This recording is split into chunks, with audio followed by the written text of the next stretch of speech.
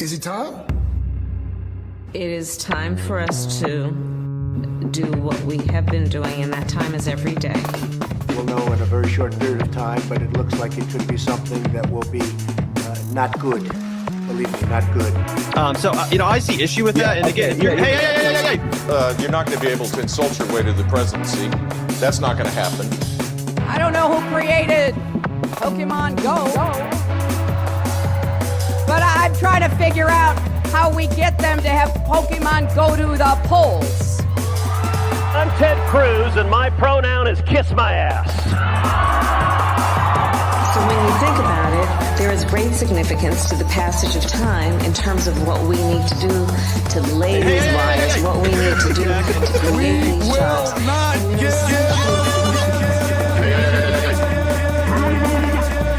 America is a nation that can be defined in a single word. I was going to put him. Not good. Believe me, not good.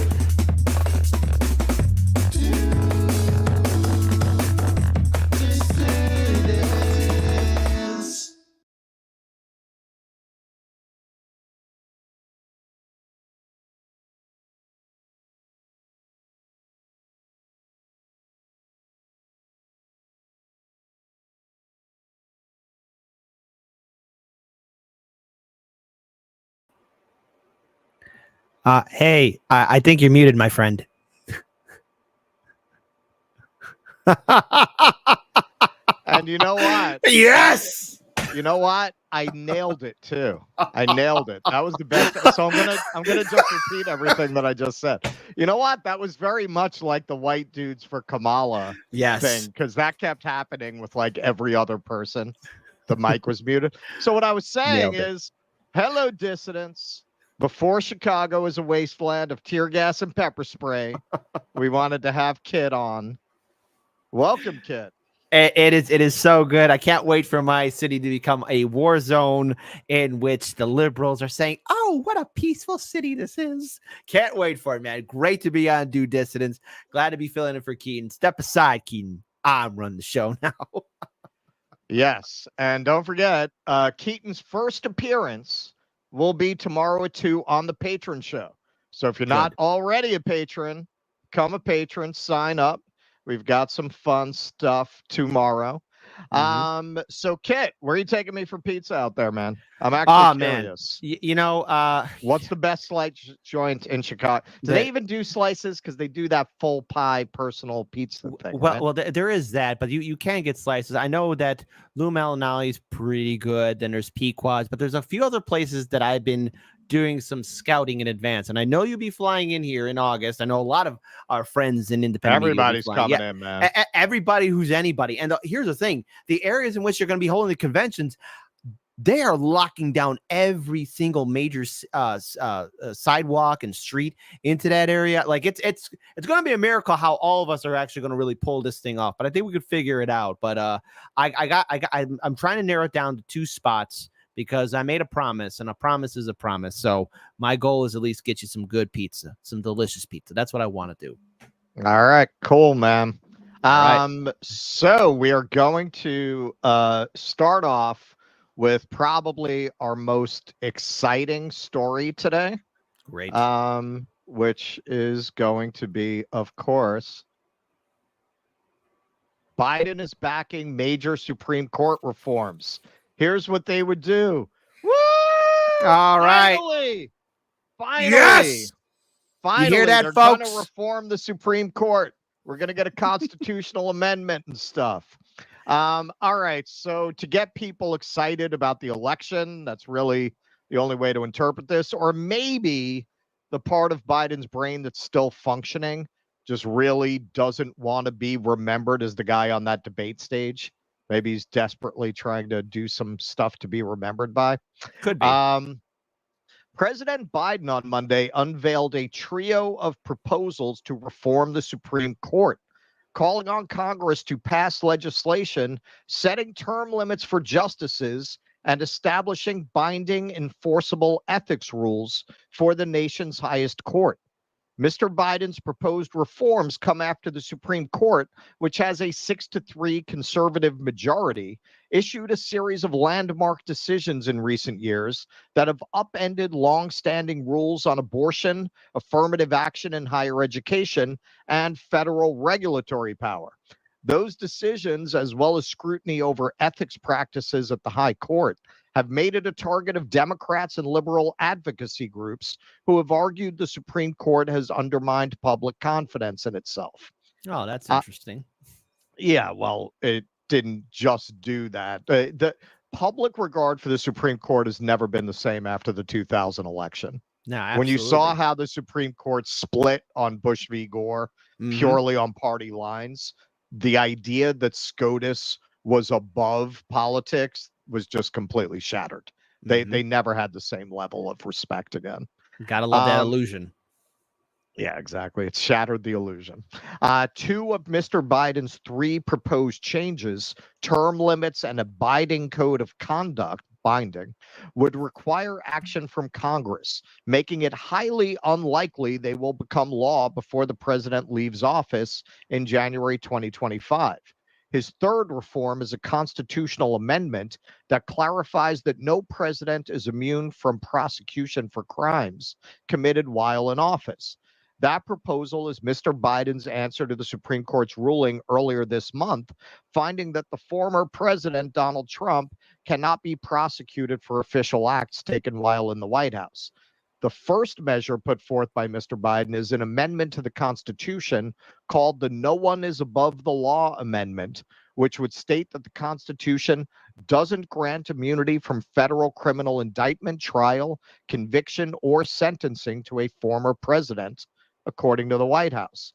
The second would do away with lifetime appointments for members of the Supreme Court and instead set 18-year term limits. Under Mr. Biden's plan, the president would appoint a new justice every 2 years, who would then serve for 18 years. The president's third proposal is a binding code of conduct for the Supreme Court, which would require justices in part to disclose gifts, refrain from public political activity, and step aside from cases in which they or their spouses have financial or other conflicts of interest. The Supreme Court implemented ethics rules in November, but it does not include an enforcement mechanism. Mr. Biden called its ethics code weak and self-enforced. It's highly unlikely Mr. Biden's proposed changes will be implemented in the coming months. Election day is just 99 days away. I think it's 98 now. Yeah, 98. And more importantly, Congress is divided. The president's plans to impose term limits and a code of conduct would require legislative approval from the House and Senate. Republicans narrowly control the House, and GOP lawmakers in both chambers of Congress have denounced Democrats' criticisms of the court, arguing they are part of an effort to delegitimize the Supreme Court following rulings that they dislike. Legislation setting term limits for justices and establishing ethics rules would be unlikely to clear the House, and that's if Republican leaders allowed a floor vote in the first place, which they won't. House Speaker Mike Johnson said in a statement Monday morning that the president's plan is dead on arrival in the House. Additionally, there's a high bar for amending the Constitution. One method for proposing a constitutional amendment requires 2/3 support of both the House and Senate, and another is through a constitutional convention of 2/3 of state legislatures. Ratification requires support from 3/4 of state legislatures. If Democrats were to gain a trifecta, it could clear the way for Congress to enact legislation reforming the Supreme Court. In the Senate, the party would have to significantly widen its majority since 60 votes are required for legislation to advance. Concerns from Democrats in Congress were sparked by reporting about Justice Clarence Thomas's ties to GOP megadonor Harlan Crow, who paid for trips that the justice did not report on annual financial disclosure forms. Thomas said he and Crow have been friends for decades, and the justice didn't believe he was required to report the travel.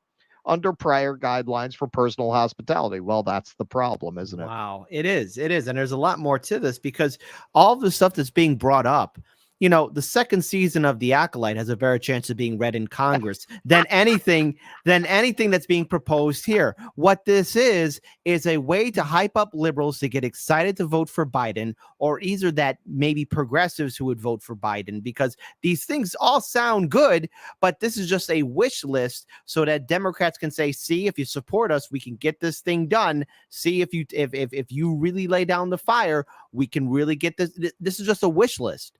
This is all what this is. It's a nothing burger. And if the Democrats really gave a damn about those rulings that the Supreme Court passed that they didn't like, well, then, gee, Democrats, you could have codified Roe v. Wade decades ago, but you chose not to because you chose to fundraise off of it.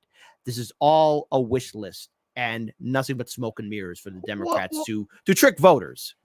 Well, that's all they do. It's always the Lucy and the football thing. Vote harder.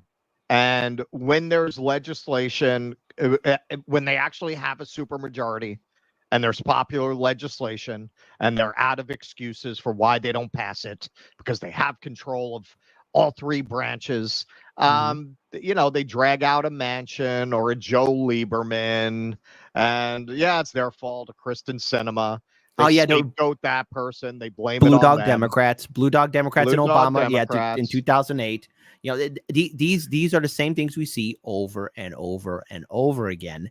And the thing is, what I see, especially getting rid of the immunities, what this is another attempt by Democrats to possibly go after Trump. Should he get reelected, they're going to try and impeach him. And once he does step down after 4 years, yes, liberals, I said that. Once he steps down in 4 years, I could see Democrats trying to go after Trump again legally. They want him, they want him in jail so bad. They're willing to sacrifice anything and sell anything just so they can get their petty revenge. Well, when we had Caleb Maupin on the other night, and I would highly recommend his newly once again available on Amazon book, which I think probably the amount of exposure he got because of this made them think better of it. Having read it, I don't understand why they went after that book in particular. You could have written a much more damning book if he were more concerned about personal attacks on Kamala Harris rather than examining her career in a context of internal deep state politics. That's really what the book is concerned with. No, nothing about Willie Brown, nothing like that. Like he really didn't get into those kinds of personal biographical details.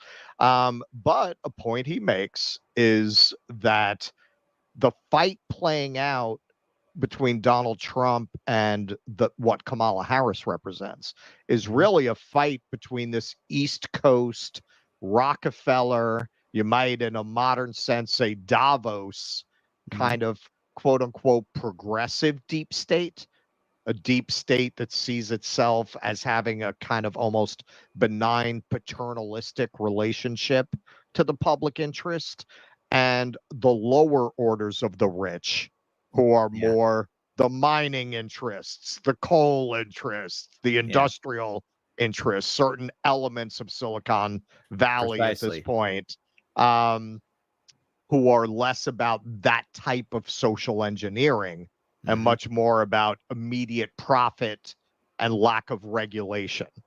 That's their issue with Trump, really. Yeah. It's a game between oligarchs, and we've seen this before. The ancient Romans, the Roman Senate. I mean, do you think they're filled with honorable men? No, these were rich men who cared about their interests. But besides all those ancient empires, we see this story get played out over and over again. But what's really jarring here, what's really pathetic, is that you have corporate media, the absolute power of the internet, and everyone's preaching we have a democracy. What kind of democracy is it in which it's a war between rich people? Because at the end of the day, it's an oligarchy. poor folk will never, ever have a seat at the table. They've been conned and tricked into thinking they matter. But as I say on my show, the donors will always supersede the voters, and the donors all want to get what they want. And it's a war of petty kings. Yes, when I went on my travels around Greece and Italy last fall, I found Venice particularly fascinating because the I would love to Venetian go there. Republic, yeah, I mean, it's really overrun by tourists because I think about it. Not only is it such a tourist attraction, Yeah. who's going to buy a house in Venice? It's sinking. So you don't have a population of people putting down roots there. I think it has 40,000 total residents, and everyone else you see is a tourist when you go to Really? Venice. Yes. I never knew this. Wow. Yeah. Well, because would you buy a house in Venice? It's like You know buying a what? house in New Orleans. If It's if worse. I was a billionaire, I probably would, just for shits and giggles. Just for laughs. Yeah, Oh, just it's for funny. laughs. I mean, you go along the canals, you could see Yeah. where the water line is, where the lower floors of the building had at one time been usable, and people are only living in the upper floors now. But the Venetian Republic was a straight up oligarchy, which, in my opinion, it wasn't very much different from what we have now. It was just honest. They had democracy where people among the upper class had elections. You elected from that oligarchy, and that was it. Nobody else could stand for election. That is what we have in fact. In fact. And one thing I'm going to, now that I'm done with my epic Star Wars essay. I was great, by the way. I like that, by the way. Yeah. Thank you. You feel my midichlorian pain? You feel my pain about that? It's okay. It's okay. I cried too. Yeah. I want to do a Kamala Harris thing because I am finding the Harris campaign kind of fascinating, because Joe Biden was kind of the beginning to me of dropping the pretense that these figures actually have power. They started to move towards a much more overt expression of the Jake Sullivans, the Lloyd Austins. They actually run the country, and we select these people for you, and you better put them in power. Otherwise, we're going to put them in power by hook or by crook. Now, if you look at the way they're handling the Harris campaign, if you notice, we've seen very little of Kamala Harris, but you've heard a tremendous amount of positive opinionating and propagandizing on behalf of Kamala Harris. They know they've got a shit sandwich in Kamala Harris, but having, I'm sure increasingly as time went on, just run the Biden White House, I think it has emboldened them to say, candidate doesn't matter. If we just completely control every appearance she has and everything she says, and the way they ran the Biden campaign from a basement, I think accustomed them to the idea that they don't have to put her in contexts where her basic cringiness are going to come out, like press conferences. Right. We can just do very controlled interviews with friendly media, very scripted events. I think the Biden presidency kind of prepared them to drop all pretense that these people are actually candidates with agency, and treat them just overtly as figureheads that are running on behalf of the interests they represent. Like they just dropped the pretense with Kamala Harris. Precisely, just like was the final days of the Roman Empire, where it wasn't the emperor wasn't selected through merit or hard work. It was eventually that seat either would be auctioned out, or whoever the Praetorian Guard stabbed, they'd be like, okay, let's go. Hey, you are going to be the new Roman emperor. Buy us off, and that's what's being reduced down to. Does the office of presidency even mean anything? I like to think that people in this country might be smart enough to figure it out, but then again, there's a lot of people want to figure it out. Yeah, there's a lot of people I know who are just in love with Kamala. I'm like, oh, where's your critical thinking at? What happened? She got selected, not nominated. Different between the two. Not anyways. Wait until we do the we're going to do a little of the white women for Harris in addition to the white men. That's going to make your head explode. Yes. All right, so look, we retired the 666 except for when we get 6,666. But since you're here with all that hair, man, I'll make an exception. You mentioned it before we started. So we will do it. You ready?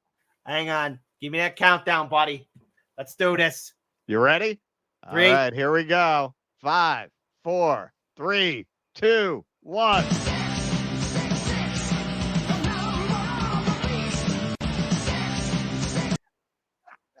Yes.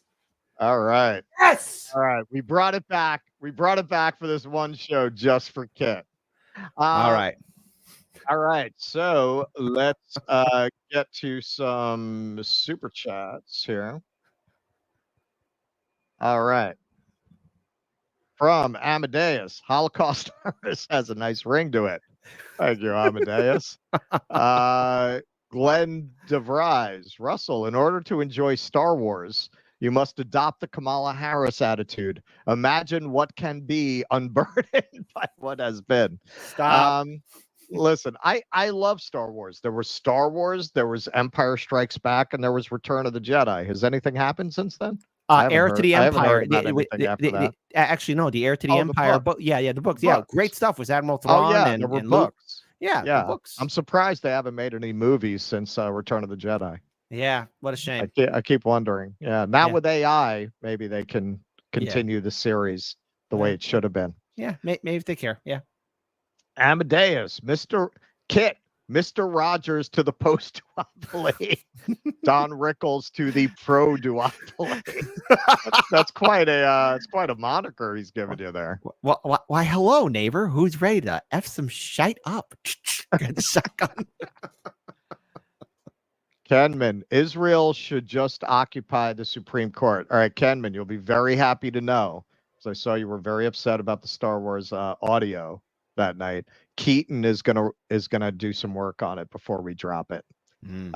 So yeah, I mean, I don't know how to do that, and I didn't want to hold it for another week. All right, Barbara Howard, what about an amendment to get money out of politics? Oh, Barbara, you're so lovely. That's great, Barbara. I want you to have a wonderful day. That's a good idea, but that ain't gonna happen. We love you, Barbara. Yeah, that's been talked about for quite a while. But yeah, I mean, just like reforming the Supreme Court. You know, it's funny. It's very fashionable to dismiss the founders of the nation for being of their time, but the way that they conceive trying to have a cohesive government in a libertarian spirit was quite brilliant, if that's what you're trying to do. And I would posit that is what they were trying to do. They were really blind about what the dangers of how they set up the Supreme Court were going to be. Like that they didn't see this coming, like the things they're trying to pass. It's kind of amazing that wasn't built into the Constitution from the beginning, that you couldn't take gifts, that you couldn't have those kinds of conflicts of interest, but they fucked up, man. Charles S. When I was in Venice, there were flyers everywhere that said tourists are terrorists. Made me feel welcome. All right, so actually, I think Jimmy's in the chat too. I think Jimmy just gave us a super chat. Yeah. Jimmy, cool. Jimmy number 1 from Chicago. How you doing, Jimmy? From Chi-Town. Barcelona, we never got around to the story because there were more important things to cover. But yeah, Barcelona, they went after the tourists with squirt guns. Oh, because yeah.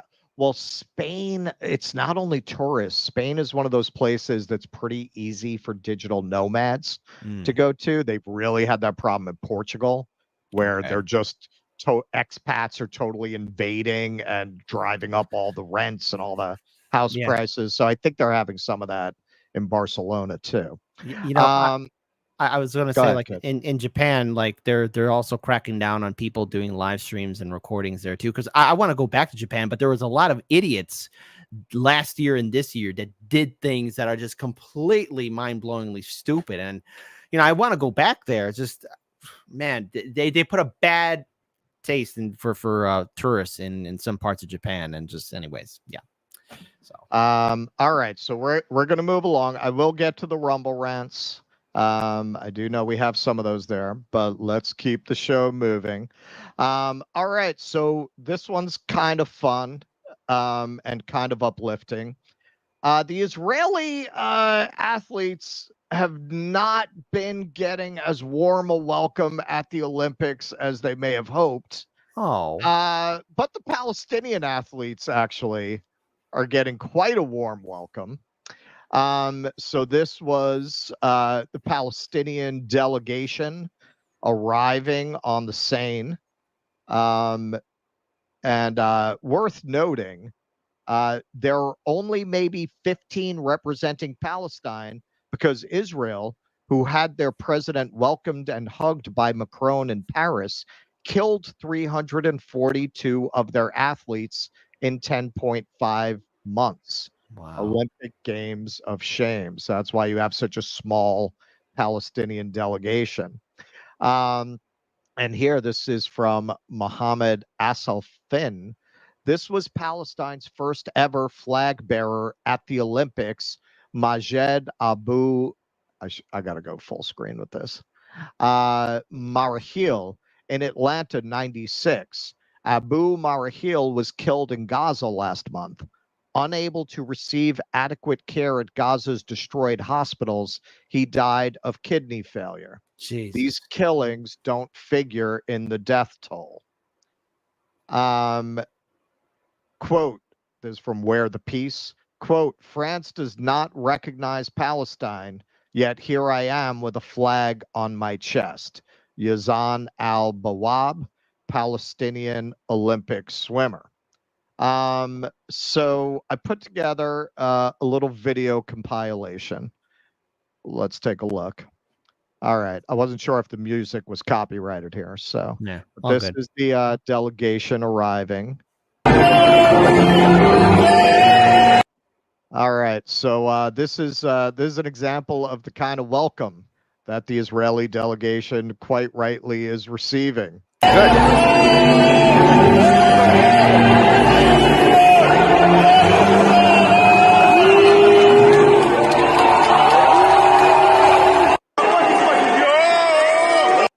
Okay, so now this was a match between Israel and Mali, which concluded in the best way possible. All right, so this was the group spelling out Free Palestine. Mm-hmm. So the Israeli team was booed during the anthem against Mali at the Olympic Games, with Palestinian flags visible in the stands. Flags and banners reading Free Palestine were seen in the stands of Parc des Princes during the Mali-Israel match.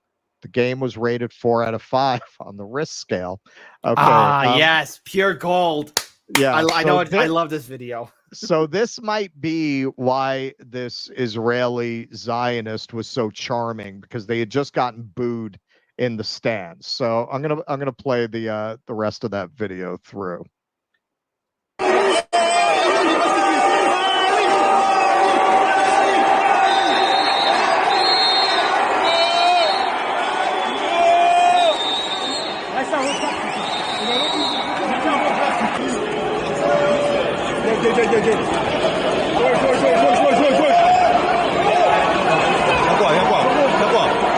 And what do you think about the game? I thought it was a good game. I thought in the beginning Israel was better, but now Mali is is destroying them. I think Israel is not bad. Israel is not bad, but I think Mali is going to destroy them today. No, I'm just talking about football. I'm just talking about football. Free Palestine! Free Palestine! Free Palestine! Free Palestine!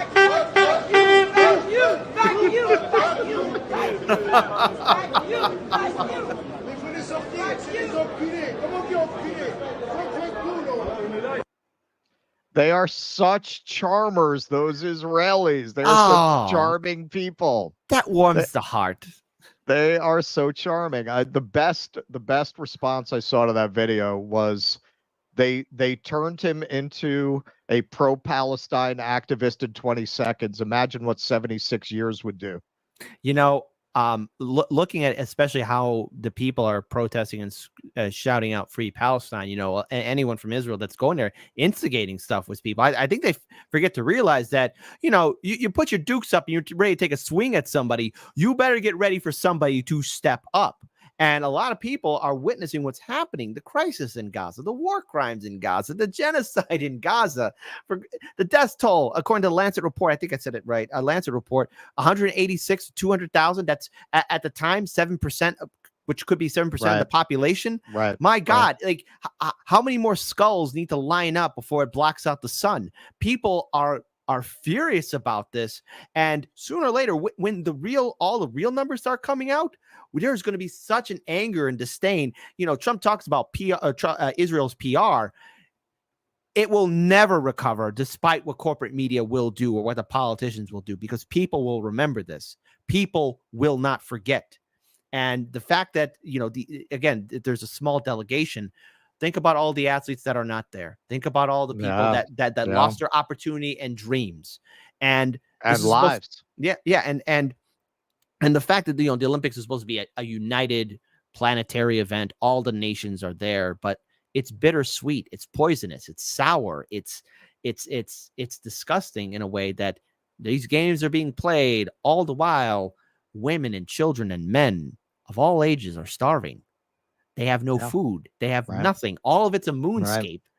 It is impossible. I can't see how Gaza will ever be rebuilt again. And the insidious thing is, Bassem Youssef in an interview said Israel's going to get away with this, and they probably will. But the cost will be is that no one will ever want to be associated with Israel ever again, despite how bought off all our governments are. Well, that's it.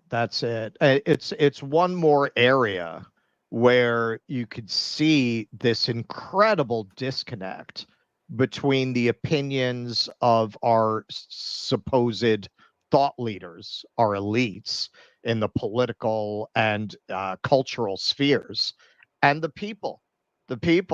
They will never recover from this, partly because everyone's boycotting them. Their economy will never be the same. No. And there is increasingly, as you see with BRICS and when we get into Venezuela later, this touches on this. There is increasingly a somewhat unified, somewhat cohesive counter to the West.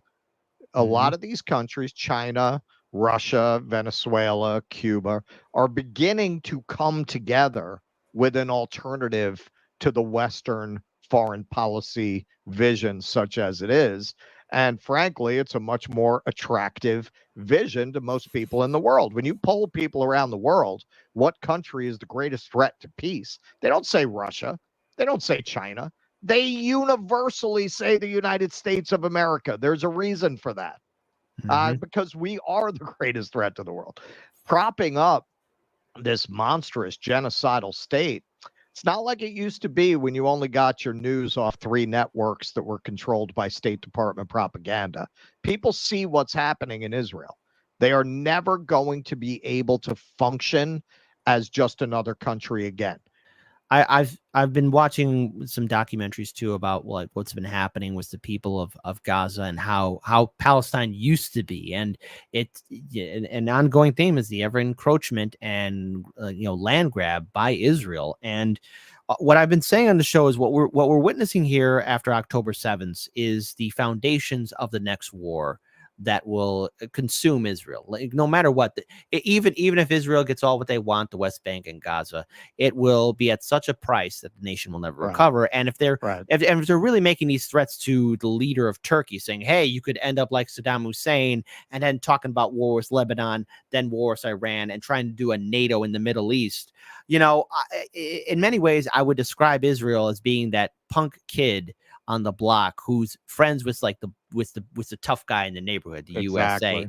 And the thing is, one day, like how it always happens, that punk kid instigates a fight with somebody, and then the tough guy's like, "Uh-oh, what'd you drag me into?" And what are we going to be dragged into because of Israel's actions? What, towards Turkey, a NATO member, Lebanon, Iran? What happens if, I don't know, they do military actions in Syria and, heaven forbid, an Israeli fighter jet blows up a Russian convoy with an ambassador or other key profile people in Putin's administration or whoever? Then what are we being dragged into, Israel? What are you dragging us into? Because I don't want to pay the bloody price, and neither do you, and neither does anyone in the audience. But this is the cost of having an unchecked apartheid government that has also bought our government. And not on top of that, all our representatives have APAC babysitters. They have APAC babysitters taking care of them. That's what Massey said. Yeah. So in other words, they're gonna knock at the door and say, hey, here's your script, puppet, read it. But my constituents are against what you're doing. Shut up, or you won't get any money. That's just how it's broken down. I'm glad that at least in the Olympics we're seeing people speak out. Yeah, I don't think the Israelis are having a good time. That's why they were so aggressive with this guy, because they're getting booed in the stands constantly. You're getting protests every time Israel has a match. This guy wasn't even talking about politics. I don't think they're ready to deal with somebody who's going to punch back, because for a long time they're used to having the world's most one-sided fist fight. That's it. In their favor. And look, I grew up in Chicago, grew up on the South Side. You don't pick a fight with somebody because you never know when they're ready to boot up and suit up and start something with you. You know, you just try and mind your business, get on by, go wherever you need to go. But if you're going to start something and somebody swings at you, what did you do to instigate that swing to the jaw? What'd you do? Yep. All right. Let's take a look at some super chats. All right. Okay. Dwayne Vogel, they changed her name from Kamala Rama.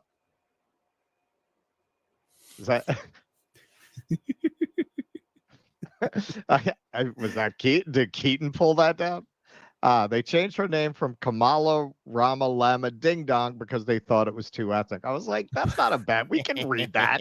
He's not praising any organizations. Russ, there's Amadeus again. Russ, we retired 666. Kit, may I have it? Russ, no. I didn't say no. I said yes. Yeah, we did it. We did it, baby. We did it. Jimmy Dorsha, what kind of tail is Kit not getting with his new hair look? Not getting? Am I reading that right? Well, I guess what kind of tail? What kind of tail? Hey, listen, the ladies know I got the good hair, and let's face it, L'Oreal, I'm worsted, and they all want to touch my beautiful mane. I am like the lions from Roar. Have you ever seen that movie, Roar? I never saw it. No. The world's most dangerous film, filmed in 1981. It is really. Oh, dude, no animals were hurt, but people were. Really? I'm gonna have to see that movie. Dude, honestly, if there was a remake, Roar, ROAR, and if I had to do a remake, I'd have to hire Will Ferrell to be the main protagonist. Or either that, I would pull it off, but there better be some safety. There better be some goddamn safety, because I'm not having my legs broken or my face mauled off. Okay, you know what story cracked me up when I heard it? Just knowing actors and the desperation of actors. I mean, this is terrible. It's a terrible story. You know the movie Open Water? It's actually based on a true story of a couple that got stranded. They went out on like a diving excursion, and the tour company forgot them and left them there in the middle of the ocean. In order to, because they didn't have money for Jaws, mechanical sharks or anything. Okay. They literally put them in I guess chainmail and threw chum in the water to attract sharks.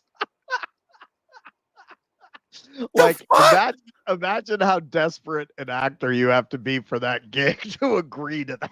Hey, look. I got shot in the music video, but I don't want to have real bullets shot at me, okay? You're not putting me in no shark-infested waters. That is what they did. They literally attracted real sharks to get the shots.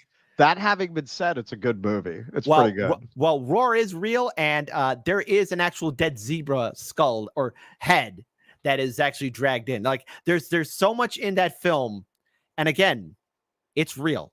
It's all real. God help those poor people. All right, now we're gonna have to watch that tonight. All right, let's give the Rumble ranters some love. Nocturnal Human. It looks like Wolverine won the Venezuelan election. Okay, not that one. Aggress Ivy Lazy. My first test. All right. Well, you passed it so far. Topher 1010, Kamala Mentum Kit. Yeah, kind of feels like that, right? His Highness. If you actually look at the law behind Bush v. Gore, SCOTUS made the right call. It was Gore stupidly asking for recounts in only a few counties versus a statewide one that screwed him. That's beside the point. The fact, whether that's true or not true, I can't take a position on that. I don't know enough about it. The way the court's decision completely broke down along whether they were appointed by Democrats or Republicans shattered trust in the Supreme Court. Like, if you're right and it had been like a 9-1 decision, it wouldn't have played that way.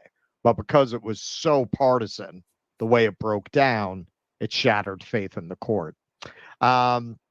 J.K. Michael, 1167. It is a war between the old money candidate and Harris to the new money candidate and Trump. Exactly. And that really exposes the shallowness of identity politics, right? If they didn't have identity politics, they'd have to invent it. And you could argue that they did because they needed it to hide behind.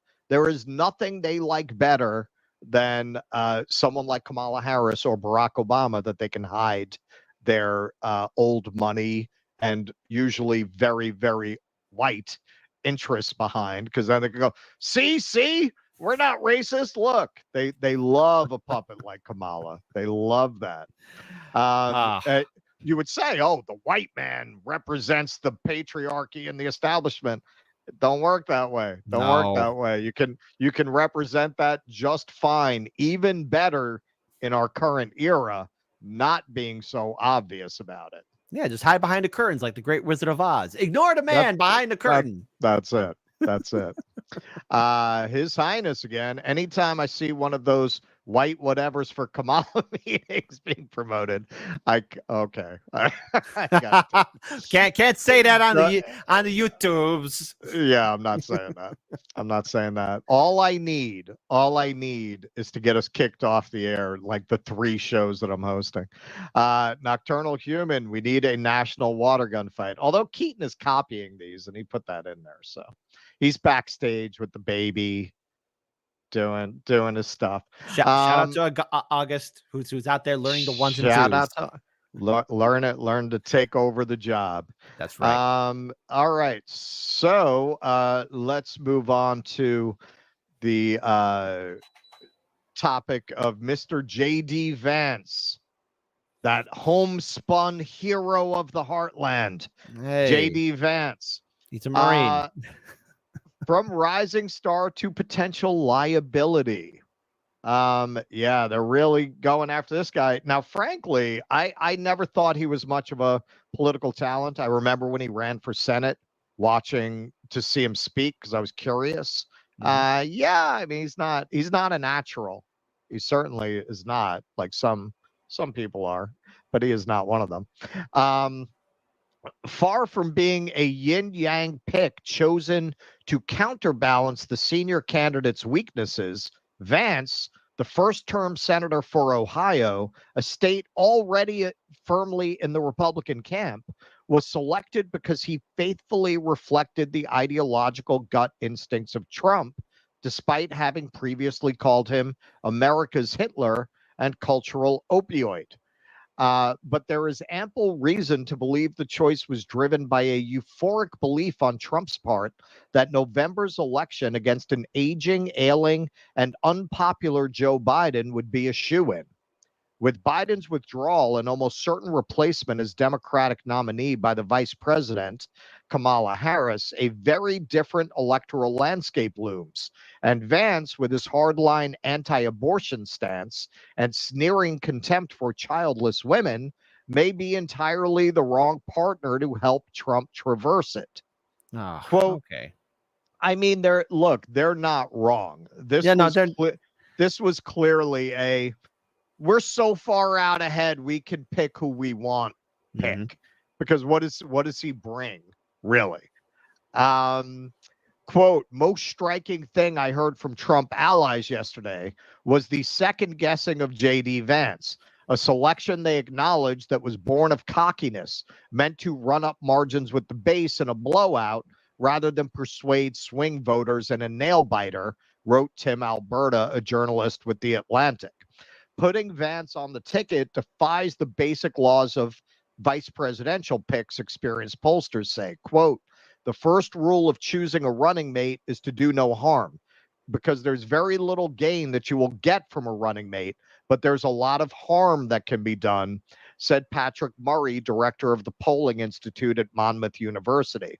In effect, the J.D. Vance pick may be shaping up to possibly be that kind of harmful pick. He helps to focus much more on the negative aspects of Trump that turned voters off. One of the things that gets overstated by journalists is the appeal of a running mate to a block of voters. That you think, for example, of the J.D. Vance idea that he's going to appeal to white working class voters outside of his home state of Ohio. That never happens because voters are looking at the top of the ticket for that kind of message. What it does say is that your kind of balance you're going to bring to your office, what kind of strengths you're looking for, unquote. What those might have been scrutinized by a nascent Harris campaign eager to turn the spotlight on the very issues Trump wants to neutralize, namely abortion and women's rights, and the threat to general freedoms believed to be represented by Project 2025. Exhibit A on Vance is a 2021 interview with then Fox News host Tucker Carlson. We're going to show that. Okay. So let's just jump ahead. All right. So as you can see, I pulled this video off Kamala HQ because they are already starting to send this around. All right, there it is. Look, what I was basically saying is that we're effectively run in this country via the Democrats, via our corporate oligarchs, by a bunch of childless cat ladies who are miserable at their own lives and the choices that they've made, and so they want to make the rest of the country miserable too. And it's just a basic fact. You look at Kamala Harris, Pete Buttigieg, AOC, the entire future of the Democrats is controlled by people without children. And how does it make any sense that we've turned our country over to people who don't really have a direct stake in it? I just wanted to ask that question and propose. All right. So, yeah, I mean, that's not the way to really win over the women's vote. No. He has also voted to block IVF. So this next part, there's a little insert from Variety. Perhaps equally significant for the celebrity-sensitive Trump is a rare political rebuke the comments drew from the actor Jennifer Aniston, who is childless, but has publicized her unsuccessful attempts to become pregnant through in vitro fertilization, a procedure Vance opposed in a recent Senate vote. This is from Jennifer Aniston. Quote, I truly cannot believe this is coming from a potential VP of the United States. All I can say is, Mr. Vance, I pray that your daughter is fortunate enough to bear children one day. I hope she will not need to turn to IVF as a second option because you are trying to take that away from her too. Also inconvenient for Trump is Vance's link to Project 2025, the controversial conservative governing model the former president has lately tried to disavow as he seeks to build electoral support. That attempt has been undermined by Vance, having written a foreword for an upcoming book by the project's author, Kevin Roberts. And another sign that his ascent to running mate status is going less than smoothly, Vance has been beset by bizarre rumors that he once had sex with a couch in his youth. An outlandish suggestion that even prompted an AP fact check. Okay, so listen, funny behind the scenes here. Skinhead Jake, he prepared these slides. But as long as I have time, I go back in and take a look. And he cut that, which I can see why he cut it, because it's total bullshit. There's absolutely nothing to it. Somebody claimed that was in Hillbilly Elegy. And then I can't remember which outlet, but like a mainstream media outlet reported it as a fact. And then the AP went in and scanned the entire book for the word couch, and there's no having sex with a couch. Now I'm of two minds about this whoever generated this rumor, which they won't let go. I mean, during the white guys for Harris thing, there were references to the couch. Pritzker, I think, dropped that reference. Oh God. Yeah, no, it's total bullshit. Now, on the one hand, that's the kind of subversively funny humor that the left used to actually have. Mm-hmm. On the other hand, this modern manifestation of the Democratic Party as a party of hall monitors and elitist snobs, that is very much where a joke like that is coming from. Oh, yeah, he's a hillbilly. He's gotten his hillbilly book about how he had sex with a couch. So I think it's kind of in that spirit, which to me, I might actually think it was funny if it wasn't coming from those sources. But yeah, I can see why Jake took it out, but I think it's worth commenting on. Like it's completely made up. Completely. There's absolutely no truth to it. Well, I find it funny that, you know, the Democrats would be using that. But hey, Democrats, a lot of your politicians also have some skeletons in their closet who've done some very cringe stuff, not to mention an infamous black book that belongs to a guy, J and E. That's all I want to say. Yeah. Yes, absolutely. And well, and that's another thing, and we'll probably cover it later in the week. There just wasn't time today. You know, they got their talking points. Weird is the word, and they're going to try to define Trump and Vance as weird. And as anyone with half a brain could point out, do you folks, when you're running cackling Kamala, really want to litigate who's weirder? When your current still incumbent president is a guy who's fond of talking about children playing with his hairy legs. Ah, God. Do you really want to litigate who the weirder party is, who the weird people are? But in their wisdom, no. I mean, it's amazing, and it really shows you how much we don't have a legitimate media, because the politicians and their media figures get the same exact talking point. So now they're all going, weird. It's just weird. It's weird. It's so weird. I'm sure you used that. Weird. Yeah. I actually played that for my show, and I clipped it too. And it is weird that we have politicians who like to do this name calling stuff, and weird that they don't invest in the American people, and weird that they play these games back and forth, and weird that our media constantly lies to us. It's very, very weird. But there's another word I like to call it, and I think it's downright evil. That's what they're doing. It's evil. Yeah, I'm counting down the seconds until the Republicans put together a supercut of Democrats being weird, and then that talking point's going to be retired very quickly. Exposure to the spotlight seems to be damaging Vance's poll ratings. So yeah, this is Harry Enton at CNN.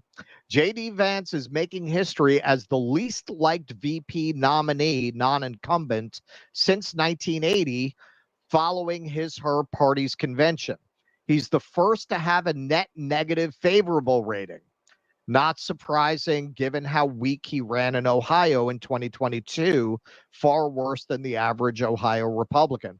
So the average VP comes out of the convention, I guess, since 2000, up 19 points. He came out -6 in his approval ratings.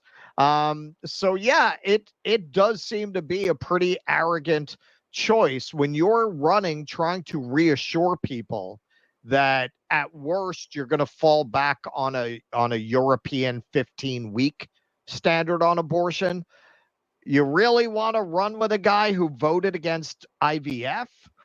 I mean, that's find me 10 Republicans who are against IVF. That is such an extreme position to take. Why would you be against that? And it's especially strange when you look at these old emails he had with a transgender classmate have resurfaced, where he seems like what you'd expect a guy with his background and education to be like, you know, basically like a center-right conservative guy, you know, like Giuliani was before he succumbed to the drink, you know, where he officiated at his gay friend's wedding, you know, was not, you know, it was more like a New York Rockefeller Republican kind of person. Well, that's where the money is at. I mean, come on. After a while, if you get associated with money enough, like policies and points of view and perspectives and beliefs be damned. So long as the money's green,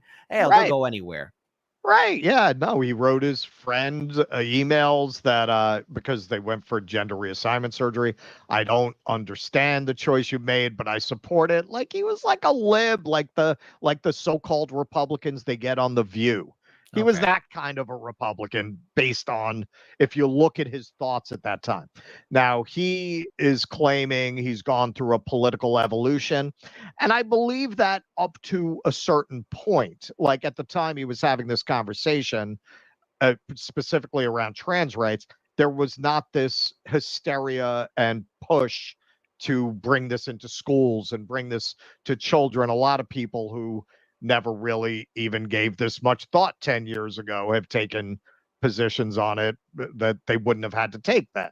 Because back then, anyone who claimed to have that identity, there was no reason to question it because there was no social media phenomena of making it trendy. It wasn't trendy to do that. Why would somebody who didn't feel that way claim that? So I believe he's evolved in that way.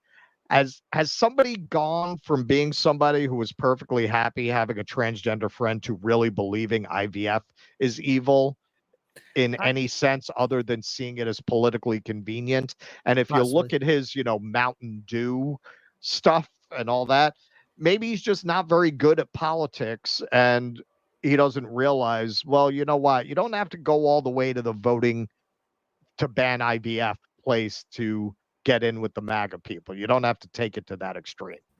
Well, Trump does have an opportunity to at least, maybe pick a new VP. But at this point, it's detrimental because I've seen somebody. Well, again, this was the governor's race in 2018. So there was a person named Daniel Biss. He was running for governor, and he picked as his lieutenant governor, someone who was associated with DSA, but was also, very critical of Israel. And as soon as that got out, originally people were hyped up because these two were going up against Pritzker, and it looked like they could have won. Right. But Daniel Biss dropped the guy who was pro BDS, definitely being critical of Israel, and he cast him out and picked a new running mate. But even then, it hurt his campaign because he lost his support of the progressives at the time. And mind you, 2018, this was like aftermath of 2016. There was a bigger progressive coalition, and he lost that coalition, and people didn't turn out to vote for him. So Trump has a question now: does he stay with JD or does he pick somebody else? And truth be told, that's very difficult to make a change. Yeah, he should have originally picked Vivek or somebody else at the bare minimum. Vivek JD, is slick. Yeah, Vivek would have been a better choice, but I think Trump wants to control his VP and not have his VP presumed to have control over him. He doesn't want anyone smarter. Yeah. What's up, guys? What's up? What's up, guys? I was gonna turn the kid over to the nanny to raise already, huh? Yeah. Thank you guys all for the well wishes. Appreciate everybody in the chat. Thank you, and thank you so much. Good to see you, Kit. Thanks for filling in, Kit. Thanks for Tusker the other day. Yeah, I was gonna call into the final one of the final segment, but I wanted to say this at this time because I think it's coming up again. Okay, so I had a gut feeling that Biden was not going to be the nominee, and I made that gut feeling known in my prediction last year. And I have a very strong gut feeling now that actually this is some 4D chess being played by the Democrats in their campaign. I think the Democrats are baiting the Republicans to attack Kamala on culture war shit because they know they cannot win the election on issues. That's just the math. The top two issues on voters' minds are inflation, immigration. If the Republicans run on that, they basically can't lose. The Democrats basically can't win. So they put out there, hey, Trump and Vance are weird, knowing that they're going to create the memes of Pete Buttigieg with the fake breasts and the milking his, breastfeeding his kid, whatever. Like, they know that the Republicans are not going to be able to resist the urge to troll them back and say, oh, here's all the ways in which libs are weird. Aren't these blue-haired libs cringe? Same thing, white dudes for Harris. They know that's cringe. The Democrats are like throwing a fish out on the line. Yeah, that's cringe, isn't it? That's cringe. Isn't that cringe? Come on, say it's cringe. Say it's cringe. Make fun of us. Make fun of us. Anything to make the election not about the Biden-Harris record gives Democrats a better chance because the Republicans are not popular on these culture war things. Because if you take it into the realm of culture, the Democrats have right in their back pocket. It took them 2 seconds to play this card on Vance. You spoke favorably of a national abortion ban. You're against IVF. Iowa just banned abortion past 6 weeks. So the Democrats want the Republicans to attack Kamala for her promiscuity. They want the right-wing media to call her a DEI hire. They want all that because that does not play well to normies. And I'm telling you, I can't say at this point that the Republicans will overreach and lose the election because ultimately this is about getting to 270 votes on the electoral map. And the Republicans have the Democrats spread so thin that it's going to be really hard for the Democrats to pull the kind of inside straight they need to win. But the Republicans are setting themselves up for a potential upset by taking this bait, because that turns off the normie soccer moms. It just does. If you look at the 2022 midterms, you had these normie, kind of cringy white feminists win all over the place. You had in Oregon, you had, what's her name? Kotex. We used to make fun of her name. I don't remember her. Yeah. She won. The Arizona governor won. She was a really cringy liberal white feminist type. Moment. Yeah, that was one of our more highbrow jokes in the show's history. The governor of Arizona, I forget what her name is. She beat Carrie Lake. Again, a very normie, kind of cringy white feminist shit-lib type. Maggie Hass in New Hampshire. Like, the Democrats, I think, feel like if they can bait the Republicans into making it a culture war, they can win that because the Republicans have so many skeletons in their closet, especially post Roe v. Wade. And so far, the conservatives, they can't help themselves. They can't help themselves because it's true. Like, if you're going to call Trump and Vance weird, yeah, plenty of weirdness on the Democrat side of the aisle, but they want you to fight them on that. They want to make the election about that. That's my opinion. You're not wrong. I didn't even consider that perspective because, if Trump were to take the high road and he could technically do that. He could tell his campaign staff to do it because there's people that online on social media that'll do it. If Trump just remains focused on the economy and immigration, yeah, he'll have that. But if you almost can't lose. Yeah, you can't lose. You cannot lose. Those are the top two issues on voters' minds. Trump has huge advantages polling-wise on both those issues.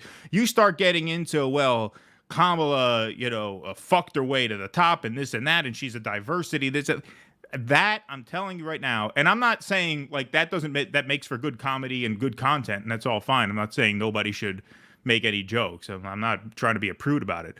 I'm saying the normies who swing elections are turned off by that. They do not like that. They're not going to like that. Especially think how stupid you have to be. The Republicans are finally making major inroads with black voters, right? Trump above 20% with black voters. Trump running even with women. So now the Democrats switch nominees from a white man to a black woman, and you got all these yahoos saying, hey, I got a great idea. Let's attack her as a DEI whore. Yeah, great. Oh, beautiful. Beautiful. Really smart. Really smart. I'm telling you, they are potentially going to blow this. I can't predict that because the math is too much in their favor at this point, but this is a dangerous road to go down. They would be much better off running against Kamala the exact same way they were going to run against Biden. Inflation, immigration. If you want to hit Kamala on something unique, she lied and covered up Biden's failing health. 92% of Americans think she's guilty of that, so hit her on that. Do not bring her personal life into it. Do not bring her dating life as a childless woman into that. Is a turnoff. I am telling you 100% that is a turnoff. You will lose voters that way. You might not lose enough voters to cost you the election, but you will absolutely lose voters that way. So on the off chance if there's a Republican who's with the Trump campaign watching this, I hope you took notes because what you got, you guys, because what you got was just a free takedown of how you can actually win. Yes. Free advice from people on the left, the evil communists. Woogie boogie boogie. Yeah. I agree, and I think that's why in the end picking Vance was a mistake. That's why even though the article obviously has a bias, I don't think the basic thesis is wrong that Vance was a cocky pick. It was a pick you make when you think you got it in the bag, because that's way to the extreme. No Republicans are against IVF. Who were the Republicans who were against IVF? What? Yeah. The Westboro Baptist Church vote you're after with this guy? Like, who are you gaining with JD Vance? So I agree with that basic premise. Are the Democrats playing 3D chess, 4D chess?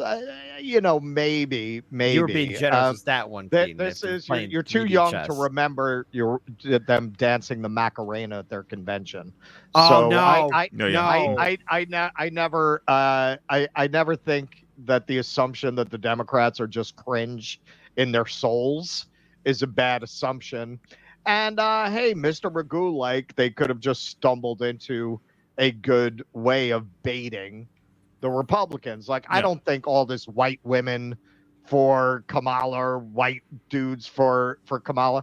I mean, that's who the Democrats are. It's not like that's out of character. That's true. I mean, there's an element of them not being able to help themselves either, right? This is who they are. Right. But it's having the effect of changing the narrative and baiting them into very losable territory. Yeah. Right. Arguing her competence is a good direction to go in. I agree. That's how they should handle it. Getting into her sexuality, that's a big mistake. No. That's a big mistake in terms of pushing women into the Democrat camp. They should completely leave the Willie Brown stuff, Arsenio, all that they should not touch with a 10-foot pole. Hit her on policy. Look at her track record in regards when she was state's attorney. Look at her track record as being a U.S. senator. And it's quite clear that when it came down for accountability, dealing with corruption, Kamala Harris was nowhere to be seen. I mean, I think it was she took a campaign donation from Steve Mnuchin, if I'm correct or something. She had the opportunity to even go down or horrible choice of words there. Not go down. But I mean, take down a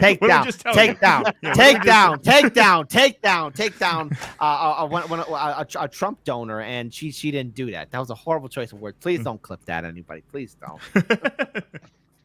All right. Well, I'm going to head backstage again to make myself available to the family. But for patrons, I will see you guys tomorrow. I'm going to be on the patron show, and we'll take some calls. And I might even show you the baby tomorrow. Might even do that if he's up for it. So patreon.com/DoDissidents if you want to come join that party. And Russ, we'll do the scroll after this segment. I'll be backstage so I can work that shit out. August taking care of the ones and twos. Well, yeah, we'll do it after Venezuela. How's that? Yep, that's the next segment. We'll bring a little capitalism to the show after the communism. That's right. All right. Thank you guys all very much for the well wishes in the chat. Kit, thank you so much for filling in. Russ, of course. Keep breaking legs. Keep that microphone on. I will. Yeah. I will. That was bound to happen at least once. Yeah. Yo, my dad once hosted a radio show once a week. He had a morning radio show. Oh. And he's terrible with tech, as people know, because he calls into the show. It once came out of a commercial break, and this was radio, there's no video. It came out of a commercial break, literally 8 minutes of dead silence on the air before he realized his microphone was off. 8 minutes of no sound whatsoever coming out of the radio. Wow. Yeah, so you're not alone. You're not alone. You're in good company, in fact. Yeah, that was because Keaton always texts me right before the show to unmute. Yeah, exactly. I didn't get the text today. Don't worry, like the intro was like, "Hey, dude, I think you're muted." Perfect way, 10 out of 10, perfect. Best live stream ever, life-changing live stream. We should just quit while we were ahead. All right, folks, break legs. I'll see you soon. All right. Good seeing you, kid. Bye, guys. All right, so let's do some super chats. Let's do that. Okay, so Winter Warlock. Sure, Kamala has no skills, experience, policy, or credibility, but to her credit, she was on ABC's The View 7 times. That should count for something. Hey, as we will see in our White Dudes for Kamala, she was a tough prosecutor, which they're going to try to run on that. Good luck. Yeah. Mr. Natural, because there's nothing their base likes more than that. Mr. Natural, corporations make their employees not have conflict of interests and ethics violations. Why can't we do this to protect our public offices? Well, in our public offices, there are such rules, but apparently not for SCOTUS, which that's why I was saying it surprises me that the founders did not anticipate that in the Constitution, because they did very effectively anticipate so many of the problems with a democratic form of government, and the fact that they gave the Supreme Court such a free hand really shows a degree of short-sightedness that I don't feel is typical of their work in general on our great nation. Well, there's a lot that could have been done, but they chose not to, and I chose not to. Yeah, and all I can do is just laugh at them. It is not my fault that the Democrats right now are in panic mode, and I still think they are. But is there a possibility Kamala could win this? Yeah, but definitely, because I've always said about Donald Trump, people overestimate his political skills because he's been very lucky in his enemies. Yeah, he did not win in 2016. Hillary Clinton lost. Yeah, I have never felt that he did anything that caused him to win. Yeah, he has funny moments. It's refreshing to hear somebody talking not like a politician. But if he were running against a real candidate, could he have beat Bill Clinton in his prime? Could he have beat Obama? He was able to beat Hillary because she was fucking awful. She was hated. She was hated. And I remember what happened in Philly. Myself and Daniel were there. We snuck inside the Wells Fargo Center through the front door, not through any rooftop or secret tunnel area. We went through the front door. And what I saw there, I saw Bernie Sanders supporters, delegates, and volunteers and people with the Green Party being spit on, assaulted, harassed. And walking out of that, I said, there's a 50-50 chance Donald Trump could really pull this thing off and become president. And I lost a lot of friends because of that. So Democrats don't underestimate Trump, but then again, too, it all depends what the Democrats do between now up until election night. And, they're trying to pull out anything they can to turn him into the orange boogeyman that they always envision him to be. Oh, Project 2025. I got a little Mark Hamill drumming up that in the White Dudes compilation. Laurie and Brightbill. Russell, I kind of liked Rogue One, but maybe I should keep that to myself. If you notice the way I cut that essay, Rogue One drops on when I say the films have ranged from mediocre to unwatchable. Unwatchable, I did the sequels, the 7, 8, 9. So that was why it fell right when I said mediocre. Because, it was all right. Rogue One was all right. Nothing great. It was all right. I really thought the spy movie would have been more interesting, if they got the plans and everybody died at the end. I really thought it was just be more of a fun spy adventure, but it wasn't. It was very grim, dark. I was like, okay, well, may the force be with you. I mean, I like grim and dark. I can deal with that. It was okay. It was all right, but the core premise of my essay, and I that's my story. I'm sticking to it. The Force was this very beautiful idea, clearly modeled on Eastern mysticism. As soon as you introduced midichlorians, the world is not as interesting anymore. That's just not it doesn't function as myth in the way it was originally intended as soon as you introduce that idea. And it's very remarkable to me that George Lucas, who consciously created a myth in a culture that he felt lacked those kinds of moral stories for children, and then didn't understand what he had created, because you'd have to not understand it to introduce the idea that the Force is biologically based. So what? No one else can experience spirituality then? Because you clearly presented the Force as the spiritual underpinning of the universe. What you've obviously heard this before about Star Wars, that it was saved through editing, because originally George Lucas's script was very complex and kind of out there, and he had people who challenged him creatively for New Hope and Empire Strikes Back. He was able to have a little bit more control. He didn't even do it. Yeah, he didn't write or direct that. Right. But again, that was his IP. But then again, when Return of the Jedi came, he had a little bit more control on it. And the thing is, as soon as George is given absolute control, then things start going downward. Let's case in point, the holiday special. That's Lucas directed. That was all his. And there's a point in that movie. There's a point in the holiday special where you see Harrison Ford. He's kind of looking around, and the body language is, I'm too good for this. Why am I wasting my career here? He's just, you got to look at it, but just the way, I think it's when Carrie Fisher is singing and she's clearly high on cocaine or booger sugar. Sorry, booger sugar. Yeah, well, it's probably when they were fucking. Yeah, you know what I got the most pushback on? You had a couple of butthurt people who, yeah, only it's so cool to hate the prequels. It's a punk pose. I don't even know what the fuck they're talking about. No, okay. The Like prequels. It's hip to hate the. What are you talking? I'm gonna be 55 next week. You think I know what hip is? Like that's something I consider when I make a video essay. I don't know what hip is. I haven't known what hip is in 30 years. What the fuck are you talking about? Well, I got the most pushback on Willow. I had no idea so many people liked Willow. Really? Well, you know what I think that is? I think it's the same thing as with the prequels. If you were a child when you saw the prequels, you probably got it in your head young enough not to see how much they suck.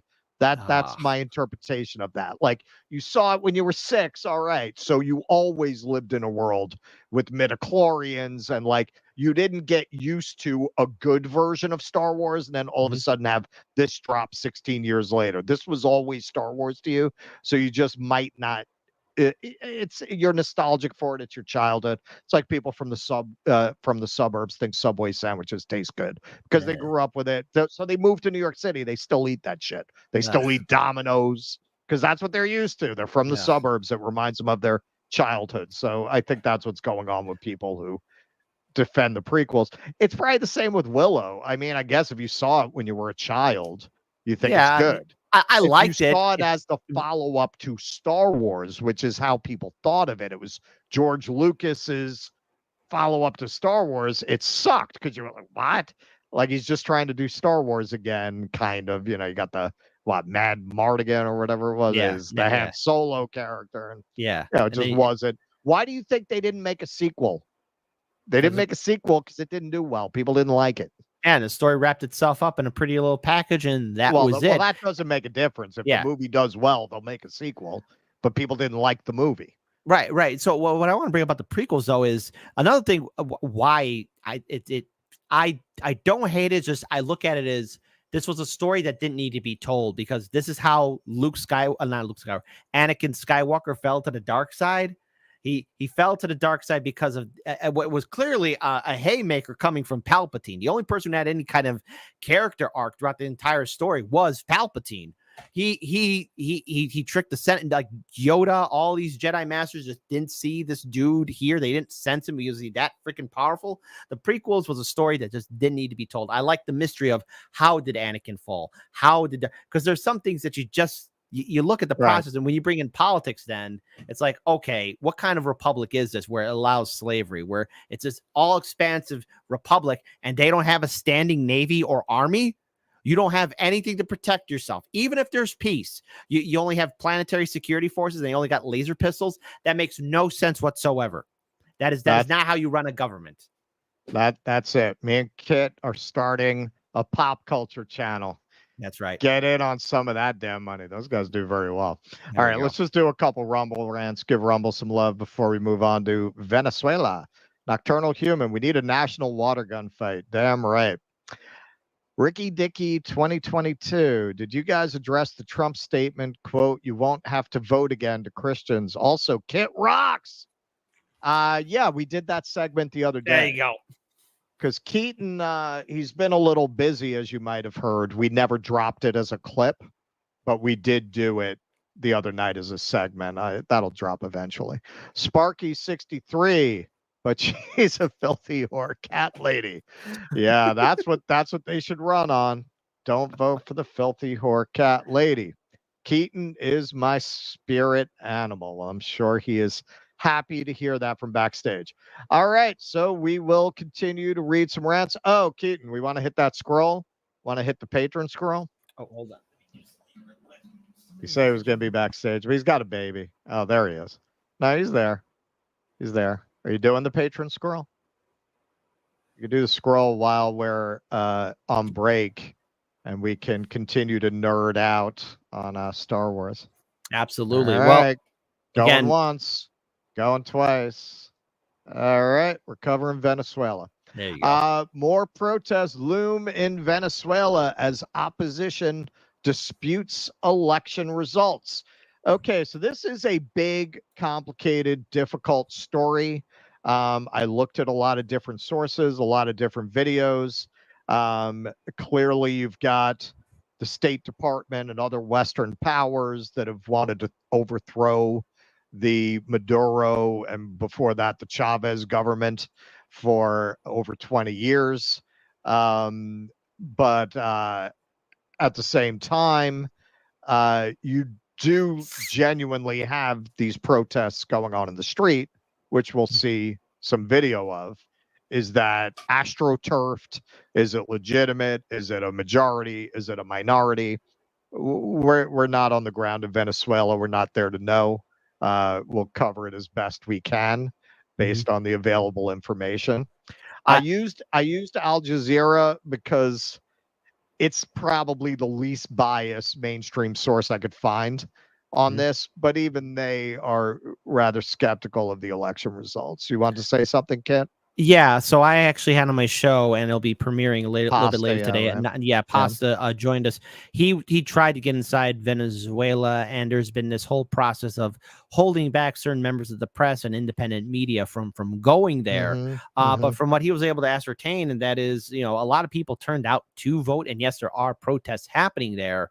But it's quite clear that there was an engineered attempt in which to once again sow chaos in a South American country, which is something we are all too familiar with. Never ask the CIA its relations with the cartel. I mean, this is something that we have seen play out. So, yes, there are protests happening, but who is funding it? Who is raising it right now because they're upset with the election results? Right, but you also do legitimately have a faction, and this is something that's rarely discussed, how the Chavez-Maduro faction represents, there's a certain amount of colorism in Venezuela. They represent a darker-skinned, lower-class Venezuelan coming to power, whereas the Guaidos represent this more light-skinned, upper-class Venezuelan. But hey, man, those white upper class Venezuelans may be the ones out protesting. Like there is a sector of the society clearly that wants them out of power. The question is, how organic is that, and how much power, how much support do they really have in Venezuelan society? Just look for the person holding briefcase with a lot of money in it, with a lot of cash. Yeah. Atypical. Let me see. Is that the beginning of that? Yeah. More protests are expected in Venezuela as opposition leaders are disputing the results of a weekend election that saw President Nicolas Maduro secure another term in power. Opposition leader Maria Corina Machado called for families to turn out on Tuesday for popular assemblies across the South American nation. Machado told reporters a day earlier that a review of available voting records from Sunday's presidential contest showed that opposition candidate Edmundo Gonzalez had achieved a, quote, categorical and mathematically irreversible victory over Maduro. There are millions of citizens in Venezuela who want to see that their vote counts, she also posted on social media. But Venezuela's National Electoral Council on Monday formally confirmed that Maduro had been reelected by a majority of Venezuelans to another 6-year term as president for the period 2025 to 2031. The announcement fueled widespread anger, and thousands of Venezuelans took to the streets of several neighborhoods in the capital, Caracas, and elsewhere to voice their opposition to Maduro and his government. Thousands chanted freedom, freedom, and this government is going to fall during the demonstrations on Monday, which were met with tear gas and rubber bullets fired by police. A local monitoring group, the Venezuelan Conflict Observatory, said it had registered 187 protests in 20 states by Monday evening, with, quote, numerous acts of repression and violence, unquote, carried out by paramilitary groups and security forces. 4 people also have been reported killed in the protests, according to nonprofit groups. The National Hospital Survey, a network that monitors crises in Venezuelan hospitals, said 2 people were killed in the northern state of Aragua and another was killed in Caracas. It said 44 people had been injured. The Foro Penal nonprofit group also reported 1 dead in the northwestern state of Yaracuy. Meanwhile, Venezuela opposition party Voluntad Popular said in a social media post on Tuesday that its national coordinator, Freddy Superlano, had been detained. Maduro has dismissed international criticism and doubts about the results of Sunday's voting, saying without any evidence that Venezuela was the target of an attempted coup d'etat of a fascist and counter-revolutionary nature. We'll litigate whether there's evidence a little later. 4 people also have been reported killed in the protests. His government has also called the protesters violent agitators. Quote, "We've seen this movie before," Maduro said from the presidential palace, pledging that security forces would keep the peace. "We have been following all the acts of violence promoted by the extreme right," said the Venezuelan leader, who first came to power in 2013 after the death of his mentor and predecessor, Hugo Chavez. Maduro's campaign manager, Jorge Rodriguez, also called for, quote, "large marches starting this Tuesday to celebrate the victory." Yet the results have spurred divided reactions from foreign governments, with the United States, EU, and several Latin American countries calling for a transparent process, while Venezuela's allies, including China, Russia, and Cuba, congratulated Maduro. Kremlin spokesman Dmitry Peskov said on Tuesday that the Venezuelan opposition must accept defeat and warned against external interference. The Election Observation Department of the Washington-based Organization of American States said on Tuesday morning that it cannot recognize the results. The OAS is set to hold an extraordinary meeting to discuss the election on Wednesday. The report released by the group stated that the events of election night confirmed a, quote, "coordinated strategy which has been unfolding over the last few months to undermine the integrity of the electoral process," unquote. That followed a decision by Peru to recall its ambassador to Venezuela, and Panama saying it was suspending relations with the country over the disputed vote. Caracas has hit back at the criticism, saying it was withdrawing diplomatic staff from Argentina, Chile, Costa Rica, Panama, Peru, the Dominican Republic, and Uruguay. It also suspended flights to and from Panama and the Dominican Republic.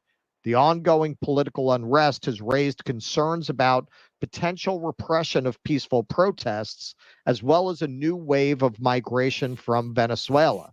The country has experienced an economic collapse that pushed millions of people to leave in recent years. So we before we get to it, let's take a look at some video of the protests. We have video of that. We also have video of some police joining the protesters. So we'll just take a look and we will discuss. Let me see where that is. Here we go. And police joining the protesters. You know, I can't help but wonder if they were kind of paid off. You know what this reminds me of? I don't know if anybody remembers, but in 2019, I actually did a project for Hardlands Media. I did a review of Jack Ryan season 2 on in 2019 for Amazon Prime, and it had to deal with Venezuela and how there was going to be it eventually led down to a coup where the evil dictator was replaced by the freedom-loving replacement. So it just something doesn't add up here. It just seems too perfect. All right, we'll get to it. I have a Ben Norton article on the exit polls that's kind of interesting. Fantastic. So yeah, I mean, you know, we're pulling down pictures of Maduro there.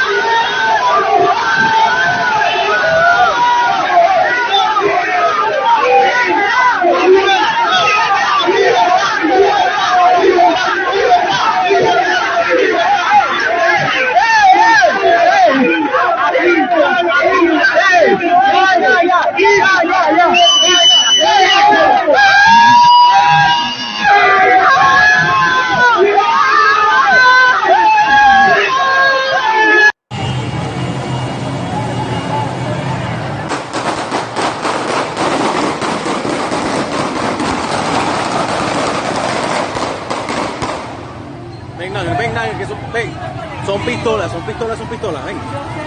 ven. Ven.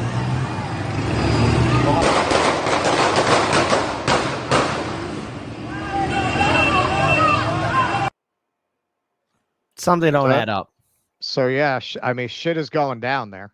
Yeah, obviously stuff is going down, but I mean, when it comes down to massive riots and people, I question everything. If especially with a crowd that size, if you're tearing down a statue, there should be hundreds of thousands, a lot of people out there. If you're tearing down a big old statue, yes, you need to show up like how Black Lives Matter did way back in 2017, 2018, where there were a lot of people there and there was that organic support. Okay, I find it questionable that some of those cops took off those uniforms unless they were paid. Like, hey, dudes, you're gonna do this because there's gonna be a crowd of people there.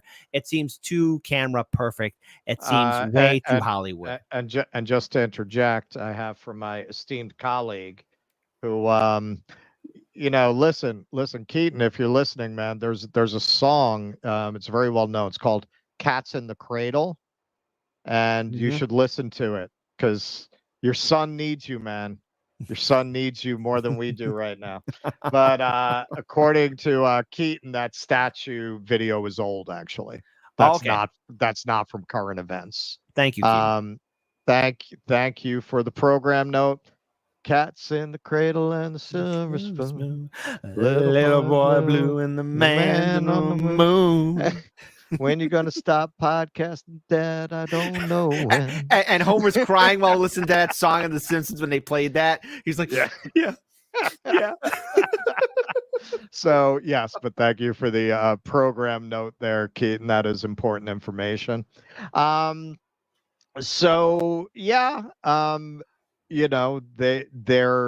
There is unrest. The question is how widespread it is.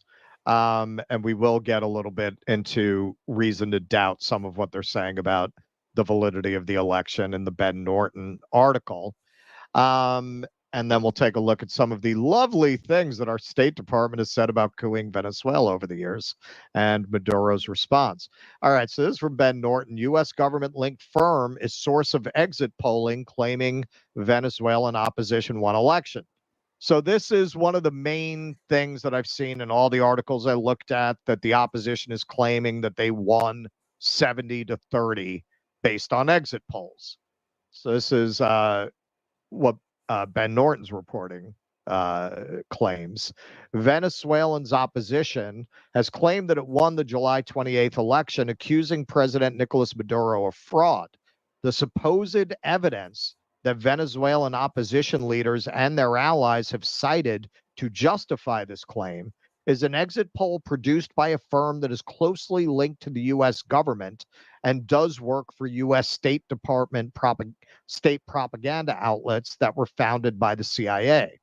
A New Jersey-based company called Edison Research published an exit poll on the day of the election projecting that right-wing candidate Edmundo Gonzalez Urrutia would win with 65% of the vote compared to just 31% for Maduro.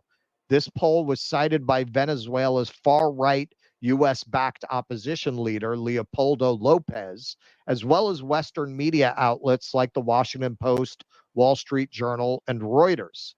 Many polling firms inside Venezuela are run by opposition figures and are notorious for their political bias. The most respectable independent firm in the country is the pollster Hinterlaces, which estimated in its exit poll that Maduro got 54.6% of the vote compared to 42.8% for Gonzalez. Venezuela's National Electoral Council ultimately reported that Maduro won the election with 51.2% of the vote, whereas Gonzalez received 44.2%, and 8 other opposition candidates got 4.6% combined. These results were close to what Hinterlaces projected, but very far off from what Edison Research claimed. The U.S. State Department, which has backed numerous coup attempts in Venezuela, refused to recognize Maduro's victory. Secretary of State Antony Blinken called the results into question. We're going to take a look at that too. On the other hand, Independent electoral observers said the vote was free and fair. Monitors from the U.S. National Lawyers Guild wrote that their delegation in Venezuela, quote, observed a transparent, fair voting process with scrupulous attention to legitimacy, access to the polls, and pluralism. They strongly condemned the opposition's, quote, attacks on the electoral system, as well as the role of the U.S. in undermining the democratic process, unquote. Although Edison Research's exit poll has been widely cited by the U.S. media to cast doubt upon Venezuela's electoral results, it is by no means an impartial observer. In fact, Edison's top clients include CIA-linked U.S. government propaganda outlets, Voice of America, Radio Free Europe, Radio Liberty, and the Middle East broadcasting networks, all of which are operated by the U.S. Agency for Global Media, a Washington-based organ that is used to spread disinformation against U.S. adversaries. So there you go. That's Ben Norton's reporting on the poll, which seems to be the main thing that all these media outlets are basing their claim on. The only word of caution I would say is we've sanctioned this country for almost 2 decades, and I'm sure there is economic desperation in large parts of the country. And I'm sure there are a lot of people in the country who would want to vote for an opposition candidate in order to get the sanctions lifted. So I don't think all of that support is astroturfed. I think a lot of those people are probably responding to conditions. What I find interesting is that they're talking about there's going to be a whole new wave of migrants coming to the United States. You know, on my show, I talked about the sanctuary cities and especially how Chicago sanctuary, centers are absolute abysmal and have been a failure. There have been people that was interviewed by Chicago Press who were from Venezuela who were saying there's nothing here for us in Chicago. I was better off in Venezuela. And there's a lot of other people who are in these sanctuary cities saying like there's no opportunity here. I might as well just go right back to Venezuela. You might as well just send me right back. So I find it interesting that they're running with that too, that the press is running with, oh, there's gonna be a whole new wave, adding in the fear of here come a whole new wave of migrants. Well, maybe there wouldn't be a wave of migrants if the sanctions weren't in, if there wasn't desperation. Well, sure. Because when you create an environment of desperation, especially like how the CIA helped create the cartels, when you create these drug lords, these tyrants and dictators, you know, a rational person's going to want to leave.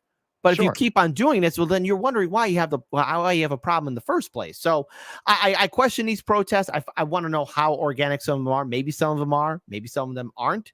But I always have to question everything, especially when Trump and them tried to do that fake coup with Guaido. With Guaido, Guaido, they tried to install Guaido. We're gonna take a look at. I have another video of our lovely people in our government. In the end, whatever the case is, it's all happening in a context of decades of U.S. attempts to overthrow the government through economic warfare and through black operations. So we're going to take a look. I cut together a video of Anthony Blinken's commentary, Chris Murphy openly talking about how we tried to have a coup in Venezuela. I mean, it's not really much of a secret. We're gonna take a look at the candidate who just lost, promising to move the embassy to Jerusalem if she won. Oh yeah, that's going to go swimmingly well. And we have Maduro's statements. So we'll just play that through. Maybe stop a little as we go. If my colleagues will indulge me for just 1 minute, I want to speak quickly to the elections that just took place in Venezuela. We applaud the Venezuelan people for their participation in the July 28th presidential election. We commend their courage and commitment to democracy in the face of repression and in the face of adversity. We've seen the announcement just a short while ago by the Venezuelan Electoral Commission. We have serious concerns that the result announced does not reflect the will or the votes of the Venezuelan people. It's critical that every vote be counted fairly and transparently. that What a election scumbag. officials What a immediately share scumbag. information with the opposition and independent observers without delay, and that the electoral authorities publish the detailed tabulation of votes. The international community is watching this very closely and will respond accordingly. Yeah. Okay. Now, Well, I feel like it's Groundhog Day in this. Okay, so here's a word of truth. How do you even get up there and talk about their vote when it's not even an open secret? It's just open that we tried to have a coup there in 2019. It's not even something we hide. I also want to just bring up one real quick thing about Blinken. I enjoy watching that man squirm after all the years in which he had to cover up for Joe Biden. Every time Joe Biden screwed up while speaking, just seeing Blinken just die inside, like, oh, yeah. That warmed my soul so much, just seeing that man die. Or he's at the infamous photo where you see half of his face hiding behind Biden on that airplane. I don't know if you've seen that interview where Biden's on an airplane and Blinken, like you see half of his face behind a door, like that one I haven't seen. I've seen some of these pictures where like they're just losing it because Biden is making it too obvious he doesn't run the country. They do. Yeah, of course. And it's just seeing him, all of it blow up in his face. It's a chef's kiss. Biden, you might be a total screw up, but when you embarrass Blinken, you are a grade A performer, buddy. He'll just keep running it through Kamala. All right. So here's a little testimony from Chris Murphy, I believe. Committee, we've been told by the administration, frankly, multiple administrations for years, that Russia's support for Assad and Iran's support for Assad is tepid. It's fragile. It's just a matter of time before he falls. The truth of the matter is they were always willing to do more than we were in Syria to protect their interests, and that is likely the exact same case here in Venezuela. And so our policy has been misguided by fundamentally flawed assumptions from the beginning. And I have deep respect for both of you who are testifying before this committee, but we just have to be clear that our Venezuela policy over the last year and a half has been an unmitigated disaster. And if we aren't honest about that, then we can't self-correct. We have to admit that our big play, recognizing Guaido right out of the gate and then moving quickly to implement sanctions, just didn't work. It didn't. All it did was harden Russia and Cuba's play in Venezuela and allow Maduro to paint Guaido as an American patsy. And a lot of us warned that this might happen. We could have used the prospect of U.S. recognition or sanctions as leverage. We could have spent more time trying to get European allies and other partners on the same page. We could have spent more time trying to talk to or neutralize China and Russia early before we backed them into a corner from which they are not moving. They are not moving. But all we did was play all our cards on day one, and it didn't work. And it's just been an embarrassing mistake after mistake since. First, we thought that getting Guaido to declare himself president would be enough to topple the regime. Then we thought putting aid on the border would be enough. Then we tried to sort of construct a kind of coup in April of last year, and it blew up in our face when all the generals that were supposed to break with Maduro decided to stick with him in the end. We undermined Norway's talks last summer, and then this March we released a transition framework that frankly is almost a carbon copy of the very one that was in front of the parties last year. Maria Corina. Okay, so I got something to say. I got something to say. Like, that is like somebody snuck a hidden recording into an Illuminati meeting. Mm-hmm. And you got to hear how they talk about these things among themselves. It's amazing that he said that in an open forum. Yeah, no. What better yet, somebody should have grabbed him and said, "Why did you say the truth in front of the American people? What's wrong with you, Bobby?" That's not his name, but Bob, why'd you give away the secret sauce? He's like, "You guys, our coups aren't working. We dropped the bag, we crapped in the bed, and now it's one big mess. We should have done this, but instead we did all of this." And it's an absolute. So that means anytime independent media ever said, "Hey, there's a coup happening in Venezuela," and a channel would get striked or a video would be taken down, turns out you were telling the truth because it came out of a authoritative source's mouth. They told the truth. Americans, that's what it looks like when the truth is told in a system that's built in lies. Guys, our tricks aren't working. Well, yeah, that happens every now and then because clearly this is how they speak amongst themselves about their activities. And every now and then they forget to turn it off in front of the cameras. And that's when you really see how they think about the world. Like, that's a really remarkable piece of footage. Just, yeah, and we tried to have a coup and it blew up in our face. He's just rattling off all these deep state shenanigans. And we tried to bully Russia and China and Cuba, and they're that not didn't backing work. down. It's like, Amazing. guys, we got to go back to the drawing board. Well, and that's where, in the end, when you look at this, anything that the US, anything that the EU, anything that Western media is saying about this, you can't really take it seriously. They've been blatantly, openly trying to coup this government for decades. All right, so let's see who he beat, what Venezuela missed out on by not electing the opposition. Chado, gracias. Thank you so much for this interview. Thank you, and we'll stay in touch. And I promise one day we'll have a close relationship between Venezuela and Israel. And I believe, and I can announce this, that our government will move our Israeli embassy to Jerusalem. That will be part of our support to the state of Israel. Wow, in God's will. Thank you so much. Thank you. I will follow orders. That's what it is. She stood up and said, "I will follow the orders and move embassy to Jerusalem," and then just goose step up out of there. Dang. That's it. That's it. You know, they want to replace him with a puppet. Obviously. All right. So this is Maduro responding to all of this. Mundial ha montado un golpe de Estado contra Venezuela. Pretende reeditar el 11 de abril. Pretende reeditar las guarimbas del 14, del 17.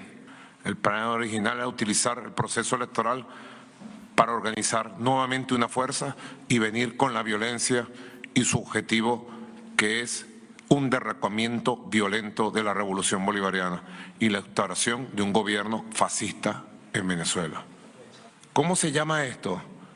Esto es la orden que dieron ayer. Gritar fraude y dar la orden de violencia general. Yo llamo que nadie se deje manipular. Y aquellos que se involucren en hechos guarimberos y violentos se verán la cara con la ley. ¿Qué tiene esta gente en la cabeza? ¿Qué tiene el corazón? ¿Esta gente está preparada para gobernar Venezuela? ¿Esta gente está preparada para asumir las riendas de Venezuela? Si llegaran a tener el poder político en Venezuela, ¿qué serían capaces de hacer con el pueblo? ¿Cómo se llama esto, señores? Lo que yo digo, el racismo, que es la base del fascismo. Han inculcado en la mente de esta gente el fascismo. Y el fascismo es violencia, venganza, racismo, desprecio por los valores nacionales. Aquí me dice que este grupo, aquí está involucrado para ser investigado un grupo llamado Misconvive, grupo delincuencial creado por Voluntad Popular y Leopoldo López. Estamos frente a una organización delictiva. Narcotráfico colombiano metió mucha plata con droga para activar estos grupos delincuenciales. Y yo llamo al pueblo a estar alerta, 1000 ojos, 1000 oídos. Y a buscar el mecanismo para que nos llegue la denuncia para actuar preventivamente frente a estos comanditos violentos. All right. Well, so, you know, one thing that Anya Powerpill in her book, Corporate Coup, mentions right at the beginning of the book, it was really striking. When you walk into the Venezuelan, I can't remember which government offices it is, whether it's the presidential offices or not, they have a sculpture of Allende's shattered eyeglasses in the lobby as a constant reminder of the activities of the CIA and the State Department in that part of the world. So in the end, even, I'm sure some of this unrest is organic and not funded or fake, But why do you have that unrest? They've been sanctioned for 20 years. They've been sanctioned for 20 years. Like, what is it our business, what kind of government they want to have? It's not even the Cold War anymore. Like, you don't even have this domino theory.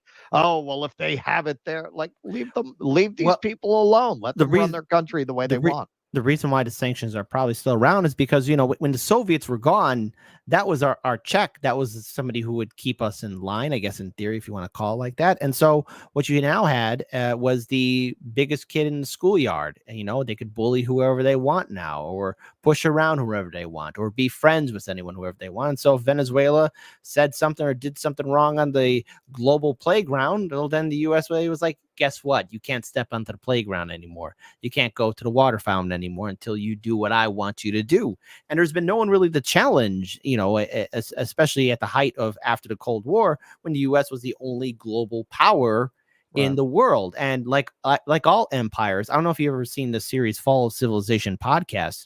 It talks about empires. I've seen some of it. Yeah. There was a scene, now I forget which documentary it was, but it talked about the rise of empires, and it's a violent phenomenon. It annexes and starts getting control of its neighbors, controlling influence, and after a while, it starts collapsing under its own weight. And it really isn't our business as a constitutional republic, in theory, if we are one, to get involved with another nation's electoral progress. If the people chose Maduro, fine. If they were going to vote for Guaido, fine. Or whoever this other lady is, fine. That's up to the people. Because I know a lot of citizens wouldn't like it if our government was controlled by, oh, wait, we are controlled and no one's saying anything. There's that. There is that.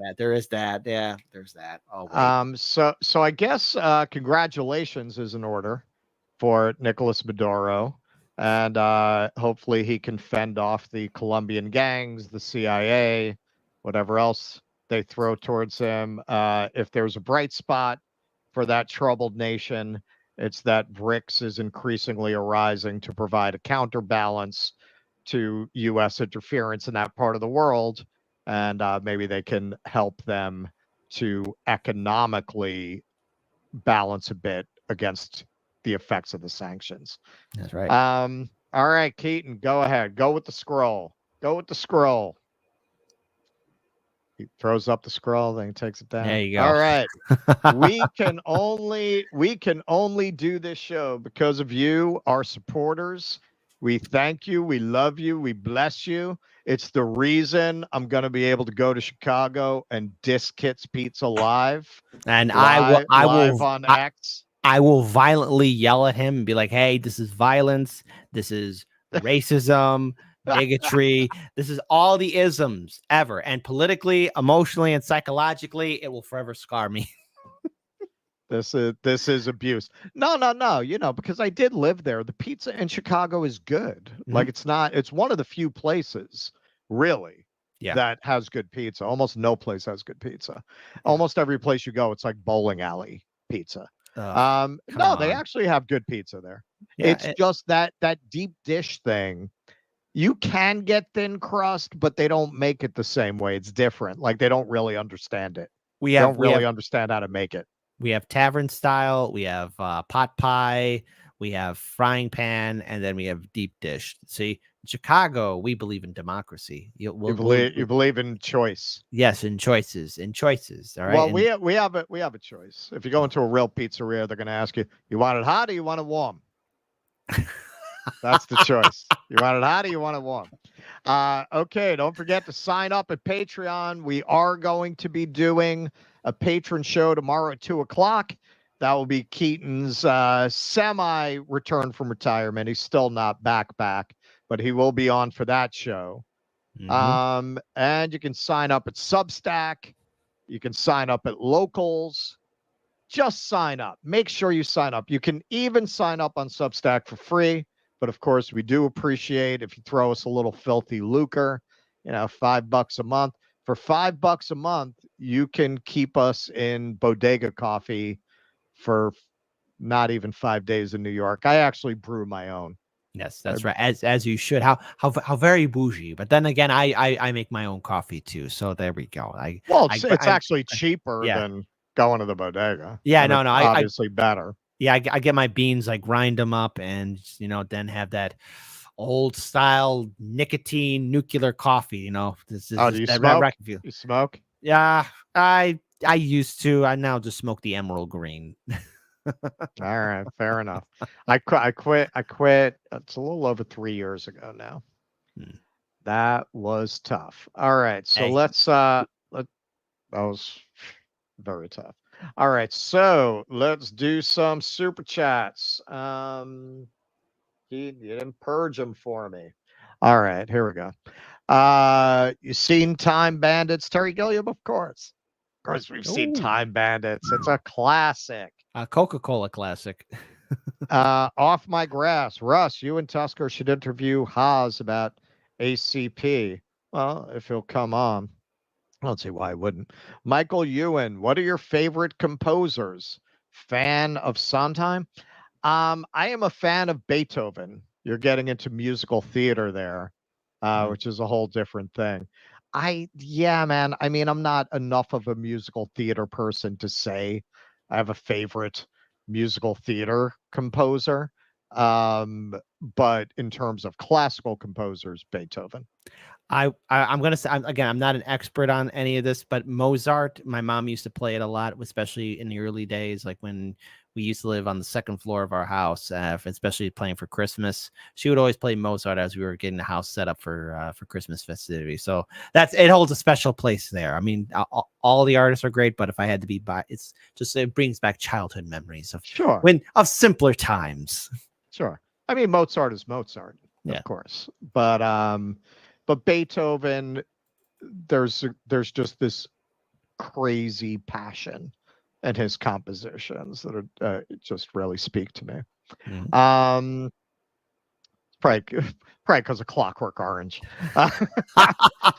Badista, Trump picked Vance because he doesn't want someone with more syllables than him on the ticket. I think he doesn't want someone with more charisma than him. Yeah, someone who's more put together than him. I think it's definitely the fact that he kind of sucks on the stump. That's a selling point for Trump. Yeah, and also Pence. He doesn't want competition. Yeah, and Pence was always kind of undermining him. And I think he might have learned his lesson the last time, because he brought in a lot of people from the Bush-Cheney administration, and they all probably assumed that Pence would have the same control over him like Cheney had over Bush. Right. They assumed. IVF costs $10,000 to $20,000. Not sure who that plays to. You know what? That doesn't matter. It's the principle of the thing. That's just not a good look to be against childless people being able to, like, who's for that? Who does that play to? Okay, who does it play to have that policy? Like, clearly it's not a benefit to be tied to that. Anti-IVF. Kamala Kushner, 24, from Sparky. One day you'll get your wish. I believe in it. Kevin Dorr, not Jimmy, Kevin. His lesser known, less talented cousin. Russell, did you just say Vance is dumb? Say what you will, Vance is no dummy. If I did, I meant it specifically towards his skill set of politics. You can be dumb. There's a book I have about different types of intelligence. It breaks it down into 8 different types of intelligence that different people have. You can be quite intelligent in one way and not in another. So no, I'm not suggesting that Vance is dumb per se. I don't think he's very politically astute. Yeah, that's what I mean if I use that word specifically. Thank you, Kevin. Thank you, Kevin. Amadeus, Kamala, you think I'm a DEI whore? Big Lebowski. Well, aren't you? Kamala, well, yeah. That's a great movie. One of my favorite scenes in there is, or two of them, when he's in the limo and the guy is talking to the Lebowski about his wife. It's just, for some reason, that scene always just cracks me up, and Lebowski's just there, just listening in the back, like, yeah, I'm listening. Okay, there you go. And then, and then when the fight at the bowling alley, when I first saw it, I couldn't stop laughing. As soon as old boy threw that bowling ball, I was like, okay, What's mine is mine. You're not taking it. Say what you will about the tenets of National Socialism. At least it's an ethos. That's what I always think. That's what I always think about Democrats. I always think that about Democrats. Like, at least it's an ethos. What do you guys have? Barry 91. Good to see Keaton back. Congrats on the baby. Let me hear it one time. Not good. Believe me, not good. All right. Let me give the Rumble Rant people a little bit of love. Sparky 63. Sparky's everywhere, man. He's savoir faire is everywhere. Just put Tulsi's debate takedown of Kamala on continuous loop. Yeah, we should start a channel that does that. Yeah, My real name. Every time you mention the holiday special, you trigger my PTSD. Bonzo Beans, when Star Wars special with Russ and Kevin Smith. Yeah, our agents are negotiating the terms right now. Aggressively lazy, better than being lazily lazy. Venezuela thing. I am waiting for the gray zone take and the cradle take. Their take will be my take. You know what? We tried to have Anya on, but they are probably very busy generating that take because I went to the Gray Zone site and I definitely would have used that as my primary source, but they have not formulated an article yet. Kenman G. Kit, so good looking, he could be Camila Cabello's brother. Who says that I'm not, huh? No, I'm not related to her. Look at that. You're getting some love today. As I should. Again. For $10. Whoops, slipped. Try it again. Diapers for August. There you go. That's a nice gesture. All right. All right, I'm just gonna finish off the Rumble Rants. Tuss again. Buy yourself some pizza in Chicago. Thank you. Correct. Hold on. Standing up for this one. Well, that was a brilliant super chat. The best I've ever seen. 10 out of 10. Life-changing super chat. Life-changing. All right. Me and Kit are old school men. We're manly men. And I'm sure he will adhere to the custom when I'm in his town. He's buying. Oh, absolutely. I'll do it. He's buying. I'll do it. He's buying the pizza. I'll do it. You heard me. EJ, imagine. See? It's on the record. Hi, Kit. My name is EJ. Pause. Imagine. Get it right or the money dries up. Okay. Imagine. Why? Does he donate to you too? Yes, and is he one of yours? Yeah. Yes, and sometimes I screw up his name. Imagine. I'm sorry. Imagine. My name is EJ. Pause. EJ. Imagine. I'm sorry. EJ. Imagine. I'm sorry. Forgive me. All right. So he's got it now. He's got it. All right. So what's the next thing we're doing on this silly show? All right. We got a couple more segments to go. This one's a fun one. Elon Musk retweets altered Kamala Harris campaign ad. Elon Musk, the owner of X, retweeted a parody Kamala Harris campaign ad Friday without labeling it as misleading, an apparent violation of his own platform's rules. Segments of video in the altered content, such as Harris, the presumed Democratic nominee for president, speaking to crowds, and general videos of her supporters, were used in a recent Harris campaign video on YouTube. Most notably, the altered content uses a voiceover that sounds like the vice president, making it seem she is calling President Joe Biden senile and herself an incompetent presidential candidate. All right. We're going to show it, so we don't need to read about it. In a statement, Harris campaign spokesperson Mia Ehrenberg blasted Musk and former President Donald Trump, saying, quote, "We believe the American people want the real freedom, opportunity, and security Vice President Harris is offering, not the fake manipulated lies of Elon Musk and Donald Trump." Off of it. How many times has this administration's lied? Really? Pot calling the kettle black. Yeah. I mean, at this point, it's really just a show. It was not immediately clear whether the video is a product of artificial intelligence. It was originally posted by a YouTube account by the name of Mr. Reagan, which labeled it as a parody. Alexios Mantzarlis, the director of the Security, Trust, and Safety Initiative at Cornell Tech, Cornell University's graduate campus in New York City indicated to NBC News that the altered content may be considered a deep fake, generally defined as misleading content using artificial intelligence. Quote, okay, so I want to just be clear so you understand my perspective here. Originally, we didn't think we were going to be able to show the video. Now we are going to be able to show the video. We made a banner to label it as parody because we saw other channels had it. So we're not going to get a strike for it, presumably. We hope, knock on wood, or whatever this particle board table is. But to me, the original, I said I want to do it anyway because this article is the story to me. It's a fucking parody. It's a parody. Why are you even taking the claim that there is anything out of line or nefarious or mysterious about this video seriously enough to even be talking to a disinformation expert about an obvious parody? There was a case, maybe you heard about it. Larry Flynt versus Jerry Falwell. There was a whole movie about it, The People versus Larry Flynt, where the Supreme Court ruled that parody that no reasonable person could construe as being anything but is constitutionally protected.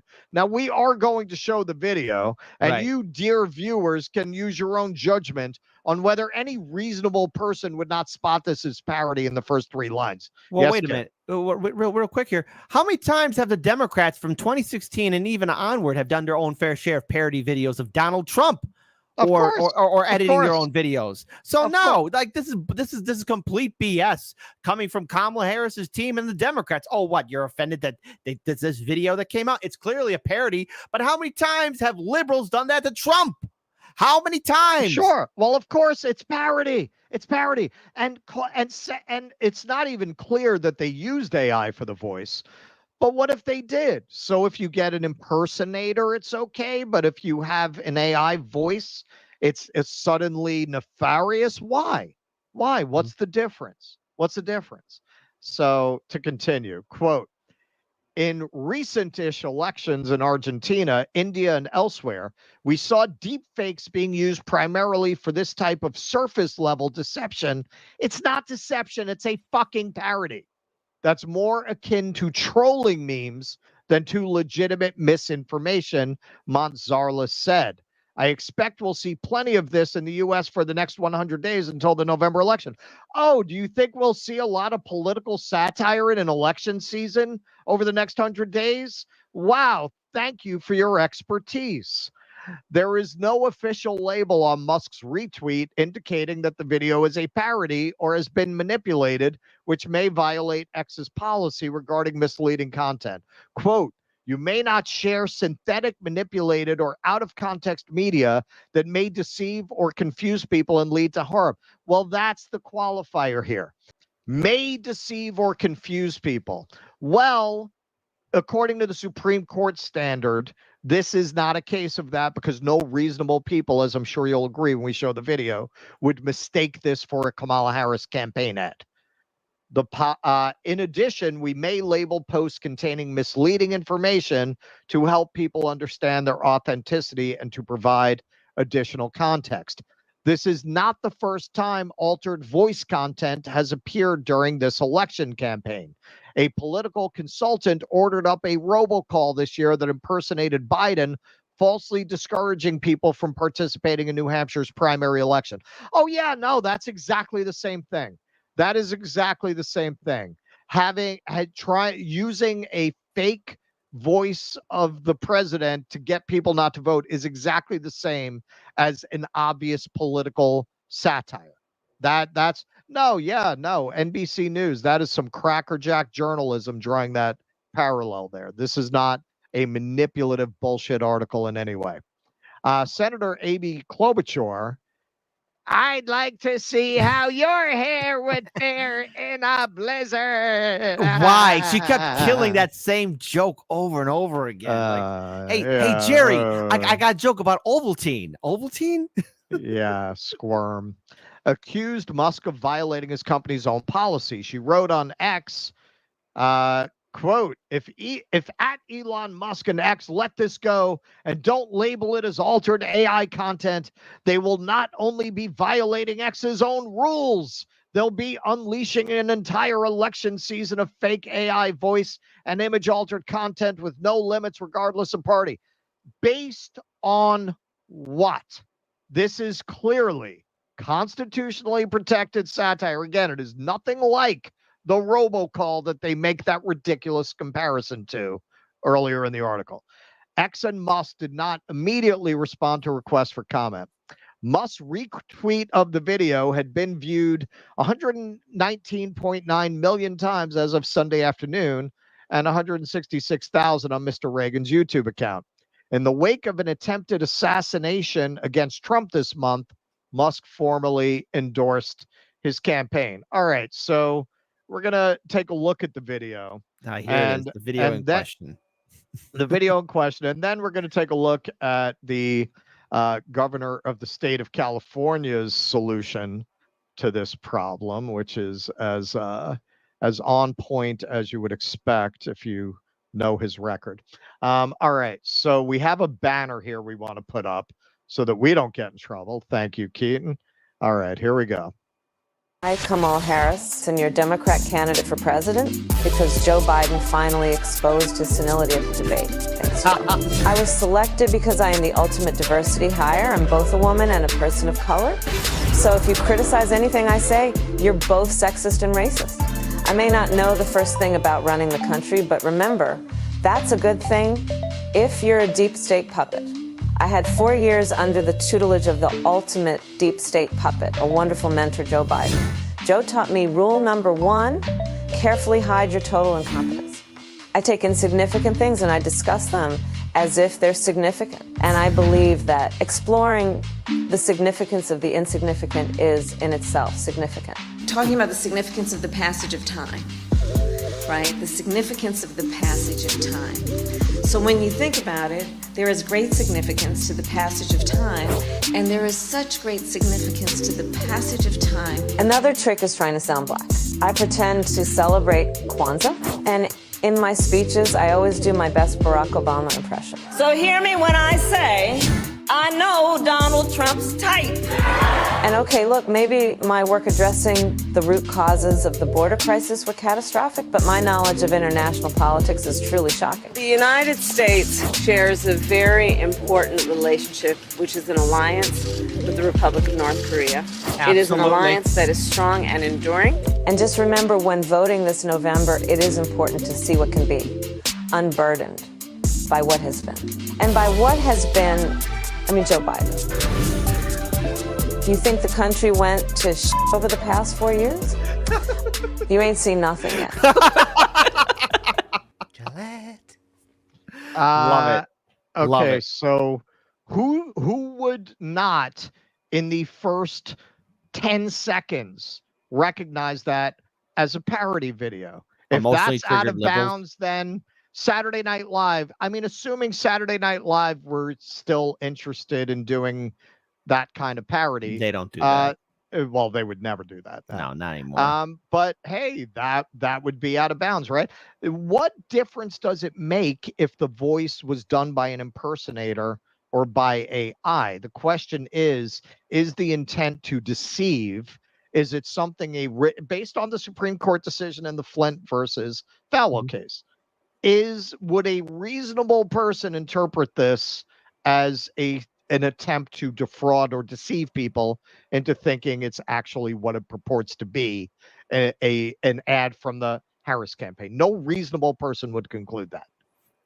Yeah, well, the thing is, you have so many unreasonable people on social media, some of whom have millions of followers, who in turn put their own emotional triggers and their own emotional failings upon others to create a mountain out of a molehill.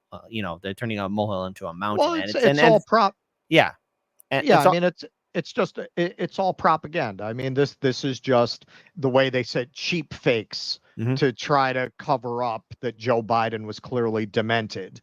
That is what Democrats do. It's all hall monitoring and Karening. Yeah. It's all calling the manager It's all declaring things out of bounds that present them in an unfavorable light. It's all safetyism. It's all invoking claims of danger. What Klobuchar says there is deranged. It's deranged. If you allow this, you're opening the door to any kind of use of AI in political context. And also, you know, when you look at how Kamala is being presented, because I think we are still in the final days of the honeymoon phase, but what the Democrats are trying to sell here is, hey, look, we got Kamala Harris, a black woman who's running for president. They're trying to hold that Hollywood mythos of, here's a good leader. She's black. She's a woman. She could do no wrong. She has no scandals around her. And heaven forbid, there's a parody video out there that makes her look bad. And if you have somebody look bad, that means you're a bad person. And if you're critical of the chosen one, the hero, quote unquote, then you've got to go. And the thing is, I can see that that's a parody. Anybody can. But you have emotionally stunted people who have not grown past elementary school because they feel that the world around them should be a certain way. And if you're not, well, then they're going to use their puritanical logic to excommunicate you from the village and give you the scarlet letter of cancel. Well, it's all narrative management and narrative control, and this is the tactic the Democrats use. They rule it out of bounds, dangerous, subversive. They're it's the Inquisition with them. It's the constant Inquisition. So speaking of which, Gavin Newsom, who I guess doesn't know anything about the Constitution or satire being constitutionally protected, manipulating a voice in an ad like this one should be illegal. I'll be signing a bill in a matter of weeks to make sure it is. Okay, so should impersonators be illegal? Do we have to go back and scrub Don Rickles from the historical record, a Rich Little, anybody who's ever done an impersonation act? You can't be funny anymore. This is Barack Obama, and telling you folks, you just can't use my voice anymore. If you try and do the voice, you get canceled. Well, it's funny because he's the governor of California. When I was in LA doing Jimmy's show, I went to Hollywood Boulevard and I went into one of those cheesy souvenir shops, bought a couple things, and they had, voice ads going of Barack Obama and Donald Trump. For the next hour, $5 only. You can get, and I went to the guy on the floor. I said, the impersonator you got for this is really good. He said, what impersonator? It's AI. So would that be illegal? Would that be illegal? Because it's an ad using AI to impersonate a voice. Would any reasonable person think they got Barack Obama to push snow globes of the Hollywood sign? But I guess that would be illegal at that point. So Elon responded, I checked with renowned world authority, Professor Sug on These Nuts, and he said parody is legal in America. That actually went on for a bit of juvenilia. But hey, how else do you respond to that? This is why I am deeply skeptical when people tell me I have to vote for Democrats to protect my constitutional freedoms. Because look at this. Look at this. It was not the Republicans that sent the IRS to Matt Taibbi's house the day he testified to Congress about the Twitter files. That was under the Democrats. It is not a Republican I'm seeing trying to introduce legislation to essentially outlaw parody in a roundabout way by claiming it's AI. I mean, it's great for people who make their living doing impersonations, because honestly, that was the first thing I thought at that souvenir shop. What's going to happen to the impersonators now? You won't be able to make a living doing that anymore. Right. And there's a lot of people on YouTube who have these like Let's Play channels who have, Joe Biden and Donald Trump and Obama playing like Call of Duty. Are their channels going to be taken down? And yes, those are parody. Like everybody knows like Trump and Biden and Obama are not going to play Call of Duty. Like get the hell out of here. That's just not going to happen. But, it also leads to the long-standing thing of what Democrats do in order to keep the narrative in their control, and that is don't fall out of line, and don't make fun of us. They are people who have absolutely thin skin. They can dish it when it works in their favor, but as soon as you start making, they panic, they cry. It's like when you finally punch a school bully and they run to the teacher like, teacher, he hit me. He finally fought back. Well, Democrats, last I checked, not only are you coming after free speech, but under Obama, we got rid of habeas corpus. Under Bill Clinton, we got rid of Glass-Steagall. And of course, that was when Joe Biden signed, for mass incarceration, the crime bill. Remember that? Right. All this stuff. Now, Republican lawmakers would have been foaming at the mouth if they could do something like that. But no, we lost a lot of our freedoms under Democrats. Democrats did this. I mean, I live in a city where the Democratic machine is still farting along. Yeah. I mean, yes, it's got its problems, and I think it's in its downfall. But, we've lost so much under the Democrats that people don't even turn out to vote anymore. Our voter turnouts for our mayoral elections are abysmal. It's only those who still believe in the system turn up, and it's a population and turnout's getting lower and lower with every single election cycle. Yeah. Well, this is a big part of why I think a lot of people who are civil libertarians really don't know where to go. Because don't get it twisted, man. As soon as October 7th happened, all these free speech people, particularly the intellectual dark web so-called people, flipped on a dime on their free speech. All of a sudden, there's an Israel exception, as there is with so many things. So it's not like, elect Republicans because Jim Jordan did an investigation on the Twitter files. I mean, that's great that he did that, but as a party, it's pick your poison. Pick which parts of speech are going to get banned. They favor different parts of speech. Not that the Democrats are all that hot on Palestine protests either. But Trump has threatened to go much further in terms of banning campus protests. But yeah, I mean, the Democrats, the Republicans, there's an effort to control speech that is still playing out. They never quite figured out how to deal with the internet. That's really what it is. They never quite figured out how to get around the First Amendment regarding social media. When we were on radio before we got onto YouTube, Daniel and I actually talked about how the Trump administration was going after free speech and how Democrats were also on board with his policy, especially most notably with net neutrality.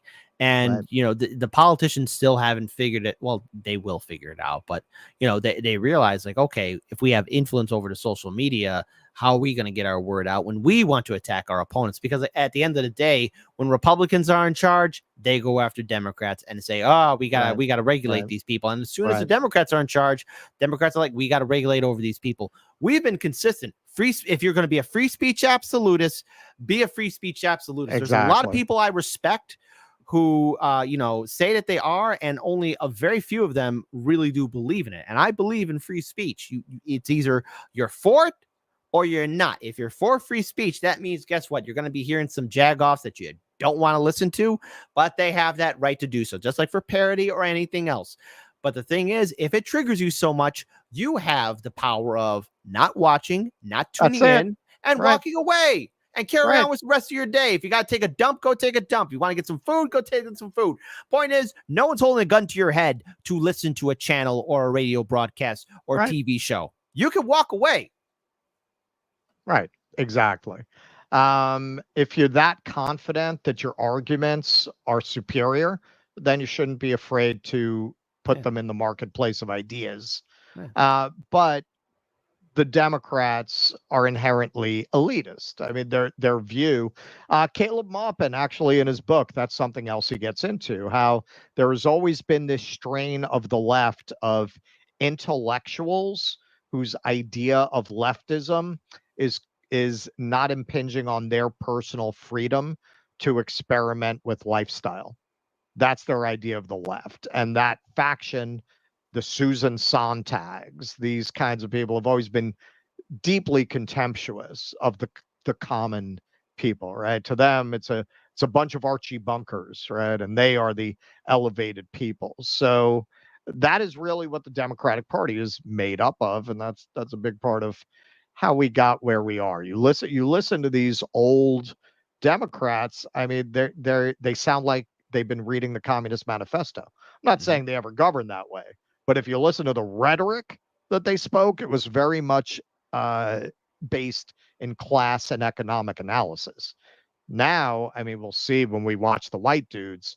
It's all about how good it'll feel to elect a woman. It's about the responsibility of white guys to use their voices, and that'll be next. That'll be next. Honestly, just before we get there, I just want to say this: like those white guys for Kamala, they're the kind of cucks that not only watch their wives get railed, the people who are banging are also laughing at the guy watching while he's getting while they're getting railed. Okay, and it's just like watch what you say about Destiny.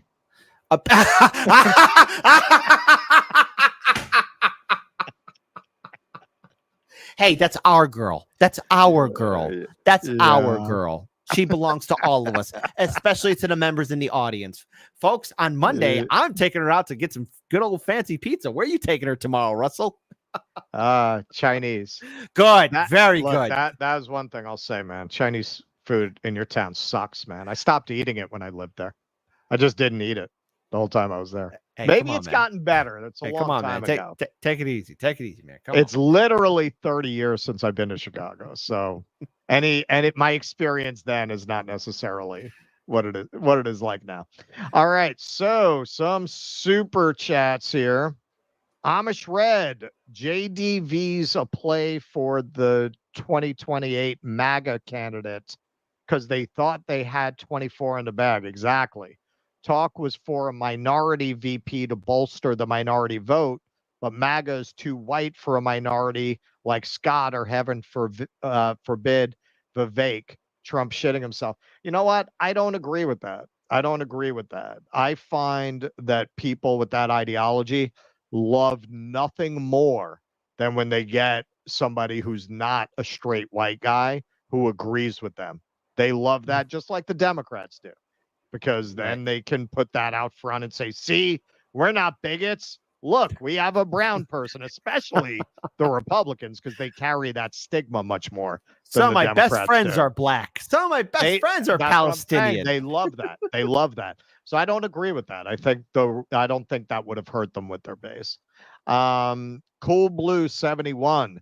The R's would have to intentionally lose this election. Biden's job approval is 36%. No D would normally win with that. All right. I agree with you in theory, but what I will say is everything about this election is completely unprecedented. So past results are not necessarily indicative of future trends. All of it is unprecedented. You got a demented president who's not stepping down. You got the VP of that president who's running purely on an identitarian pitch. You got a deeply unpopular former president. I mean, he's fanatically popular with a certain element of the voting public, but he's not popular in general. Donald Trump is deeply unpopular. He's already served one term. He's running for a second term, so he's running to be a lame duck. There are so many things going on here that have no precedent in American history that it's hard to say, well, she can't win because in the past she couldn't have won with these kinds of poll numbers for the incumbent. She's not the incumbent. It's all over the place. So there are reasons to think the Republicans will win, but expect the unexpected in this election. All right, yeah. Sparky. Founders didn't define the number of justices on SCOTUS either. That's true. Yeah, that's right. And Roosevelt wanted to pack the Supreme Court with 64 or 32 justices at one point. Yeah. Yeah. Something like that. Yeah. Cool Blue 71. Election 2016. D's won 2 in a row, 2008, 2012. Historically, when a party tries to win third consecutive cycle, they underperform the second and often lose. Again, I mean, did I throw that up? Did I forget to throw it up? That might be true. There are just a lot of weird factors in this election that have no precedent. Mm-hmm. Maxwell Pfeffer, Jedi fight for sham bourgeoisie democracy. Absolutely. Like the CIA. Jedi are fraud. Palpatine did nothing wrong. Alderaan had it coming. Really, Russell, have you met those people from Alderaan? How smug they are? They're smug elitists. This one chick, she gets rescued by these two guys who stormed the Death Star, and she says one of them is too short to be a stormtrooper, and then she calls the alien Wookiee a walking carpet. A walking carpet. You're right. Pretty smug Classist and racist. And racist. Yeah, you're right. You got a point. We should do a follow-up essay about the elite racism of Princess Leia. Oh, absolutely. Sparky, you just fell off the turnip truck if you think that the United States is not behind all the post-election disruptions in Venezuela. I believe that they are ultimately, and that they've been sanctioning the country for 20 years. I don't believe everyone who's in the street got a bag of cash from the CIA. I think a lot of those people are suffering the results. That's the purpose of the policy, to make the people discontented with the government. Yes, ultimately the U.S. is behind it, but not necessarily in that direct way with everyone protesting. That's all I'm saying. JM, thank you, JM. 2 thumbs up for you, I'll buddy. take the thumbs up. Amadeus, the right wing are pure evil in every country. True that.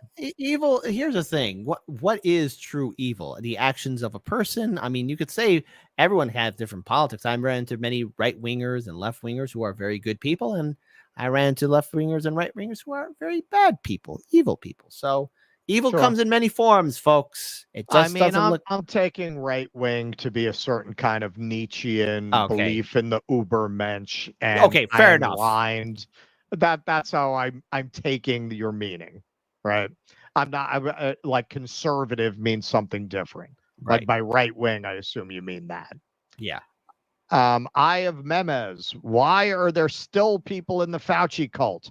99% of society is back to normal. Yet NPCs continue to wear face napkins.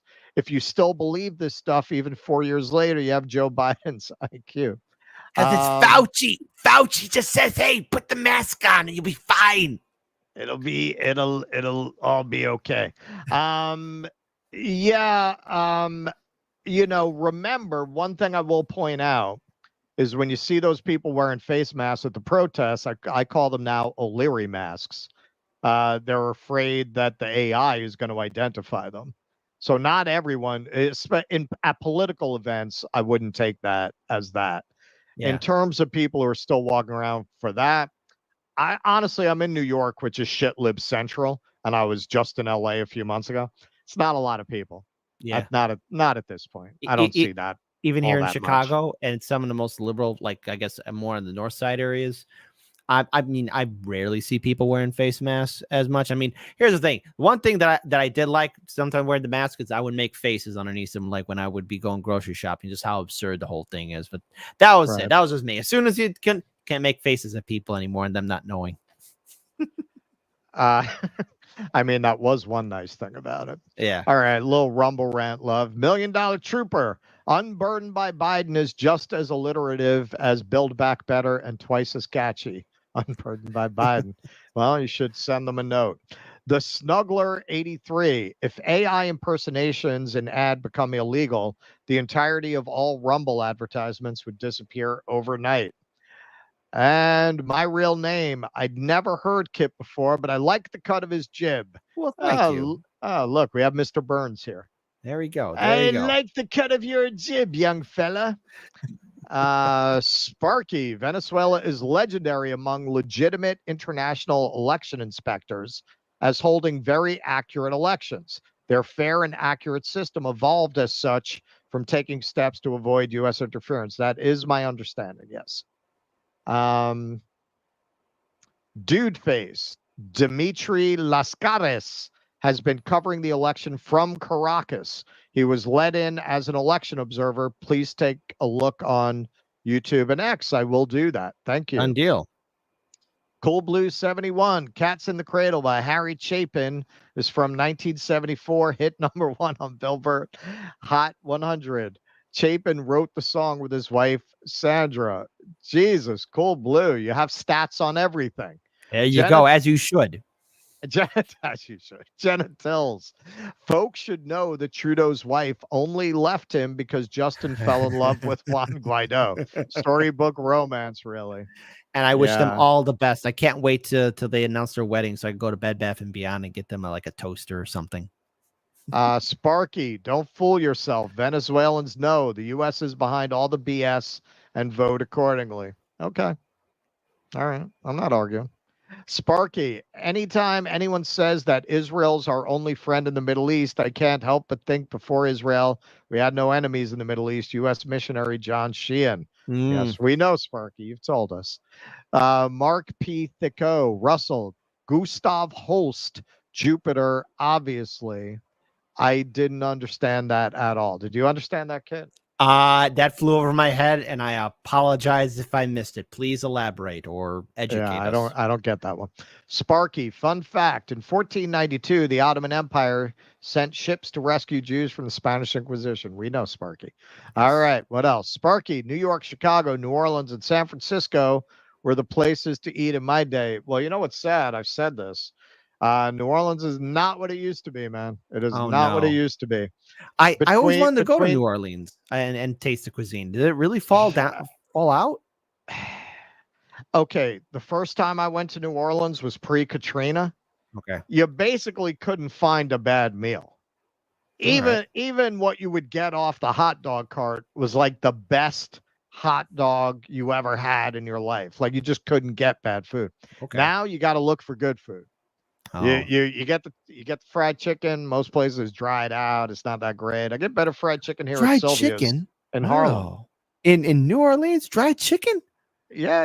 God. I mean, most places it's really not that good because it's look, you see this happens. Speaking of pizza, man, I'm going to throw you a bone here. So, we did the live show last month and okay, John's Pizza in Midtown. I haven't had it from there in like 10 years. Right. But John's Pizza downtown, I've had it in the last year, and it's still as good as it ever was. But it's the same thing with Joe's Pizza, which is another great pizzeria downtown. They serve slop in Midtown because they know the tourists don't know any better. And they serve the real shit downtown because that's for New Yorkers. So I didn't realize John's had done that. So I ordered pizza for the show.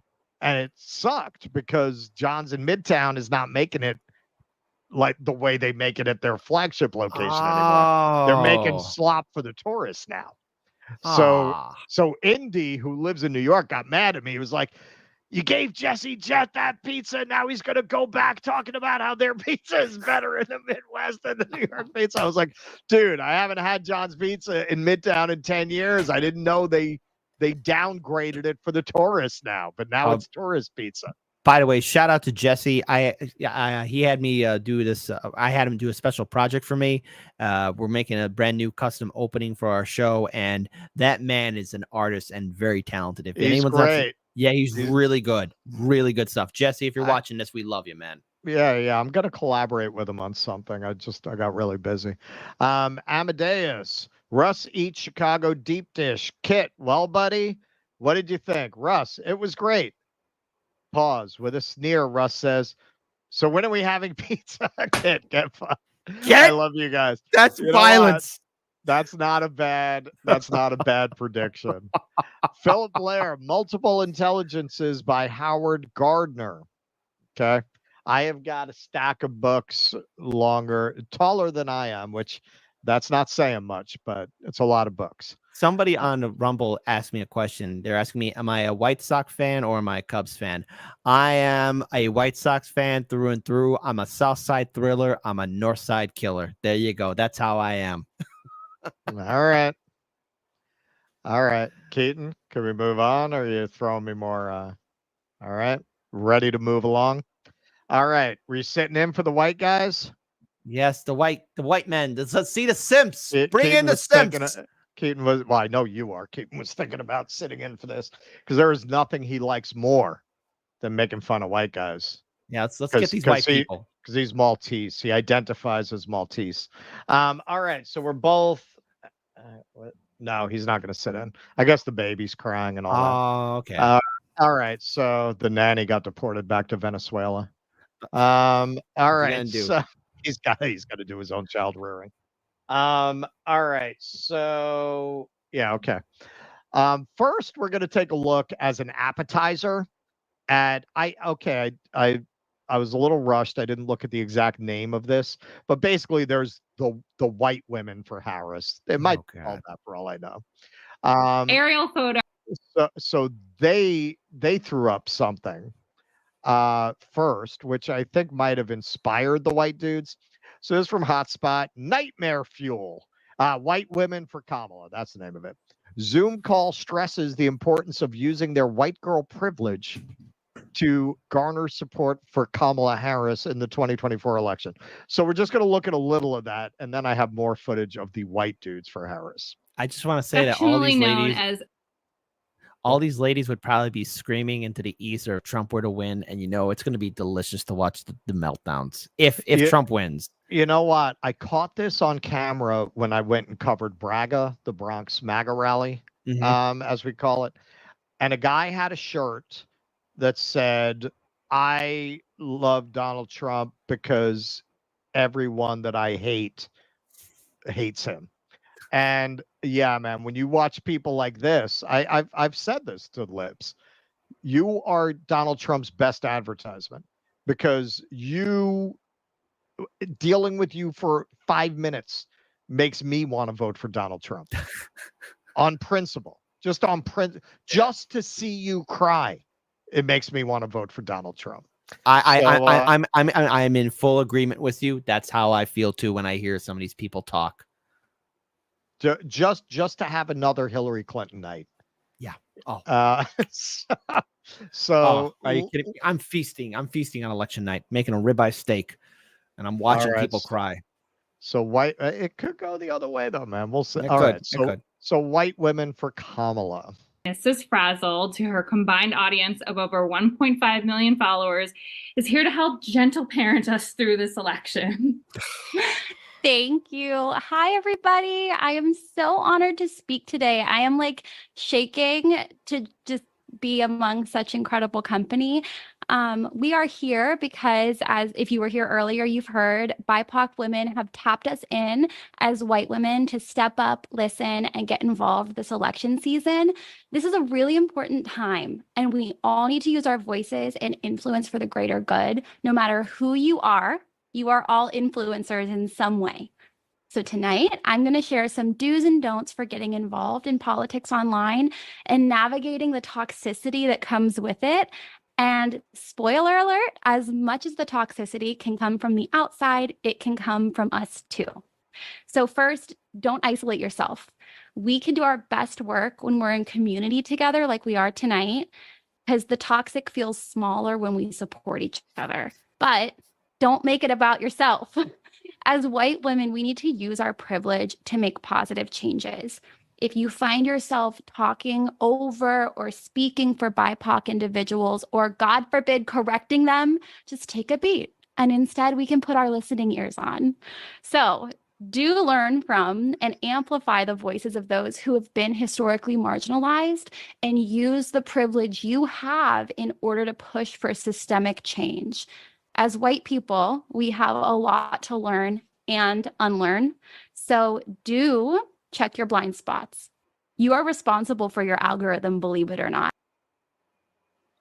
Yeah. All right. Now go get my sandwich and a cold beer. Thank you for telling me your opinion, sweetie. Okay. Thank you. That is really painful. Okay. So did you not see the inner smugness there, where they are literally talking down to black people and brown people and everybody across the rainbow? They're talking down, they're like, guys, you better do this and don't get out, and you're in charge of your own toxicity, and we gotta be together because it's not only outside, it's inside. And I'm banging my head against the wall. Hell, I'll just jump in the ocean. You talked about that scene where the actors were dealing with sharks. I'd rather go ahead and act out that scene being lost at sea than listen to another goddamn minute to her. Sorry, man, I ain't doing that.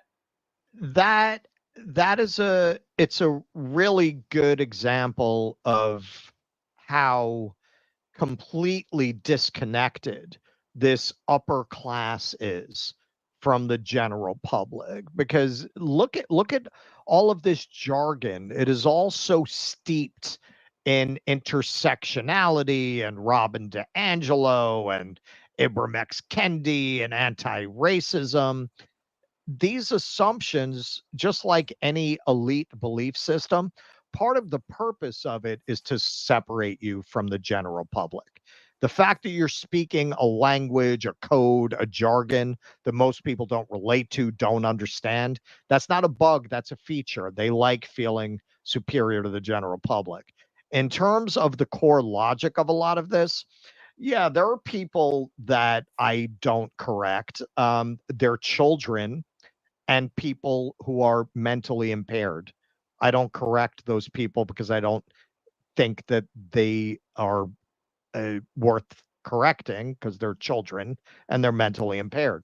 When you treat people that way, as you were kind of intimating, that is extremely condescending, because you are assuming that these people cannot be corrected. Now, I know what their response would be is, no, I'm recognizing the limitations of my experience, and I don't want to speak over that person's lived experience. All right, so that's the postmodern element in this, the notion that discourse theory, that reality is constructed by language and there is no knowable objective reality.